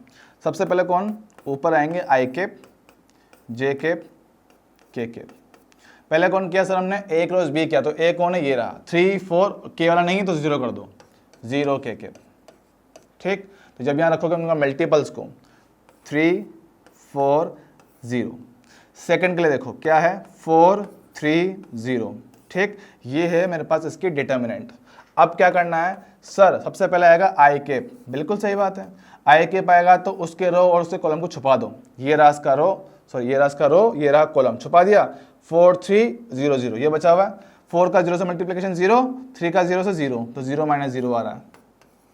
बात करें सेकेंड टर्म जे कैप, अब जे वाली कॉलम और जे वाली रो को छुपा दिया जाए, 3 4 0 0 ये बचे हुए 3 4 0 0, 3 का 0, 4 से भी 0, अगेन 0 आ गया, ठीक है। बात करते हैं के वाले को, के वाला कॉलम और के वाली रो को छुपा लिया जाए, सिर्फ ये बचे हुए 3 × 3 4 × 4, ठीक है। देखो लास्ट टर्म के कैप के लिए 3 इंटू 3 कितना 9, माइनस 4 इंटू 4 कितना 16, बाकी सब टर्म 0 थी, कितना बचा सिर्फ -7 के कैप। देखो वहां कितनी मेहनत थी, यहां कितना आराम से हो गया, लेकिन कब, जब मुझे इनका ये इस तरह से सोल्व करना आएगा। ठीक, तो ये काफी इंपॉर्टेंट चीज है। ठीक है, चलो स्क्रीन पॉज मारो और लिख लो। चलिए ठीक है, तो यहां होती है हमारे वेक्टर की कहानी खत्म। ठीक है, जिसमें अपने वेक्टर में बारे में बहुत सारी चीज पढ़ी, और यकीन मानो चैप्टर बहुत इंपॉर्टेंट है। ये इसमें से खुद से डायरेक्ट क्वेश्चन नहीं आएंगे, लेकिन इनका यूज आगे आने वाले चैप्टर में हद से ज्यादा है, जहां पे आपको dot product, cross product, addition, subtraction, हर टाइप की चीज देखने को मिलेगी और कंफर्म मिलेगी, क्योंकि हर एक चैप्टर में एक ना एक वेक्टर क्वांटिटी जरूर मिलती है और मिलेगी ही मिलेगी। ठीक है, तो यहाँ तक अपनी कहानी सारी हो चुकी है खत्म। हमने एडिशन देख लिया, सब्ट्रैक्शन देख लिया, उनके बीच का एंगल देख लिया, प्रोजेक्शन देख लिया, प्रोडक्ट देख लिया। प्रोडक्ट में हमने क्या देखा, क्रॉस प्रोडक्ट, डॉट प्रोडक्ट और किसी स्केलर क्वांटिटी से मल्टीप्लिकेशन। तो ये सारी कहानी हो चुकी है खत्म। So I hope you did follow the lecture. See you in the next one. All the best.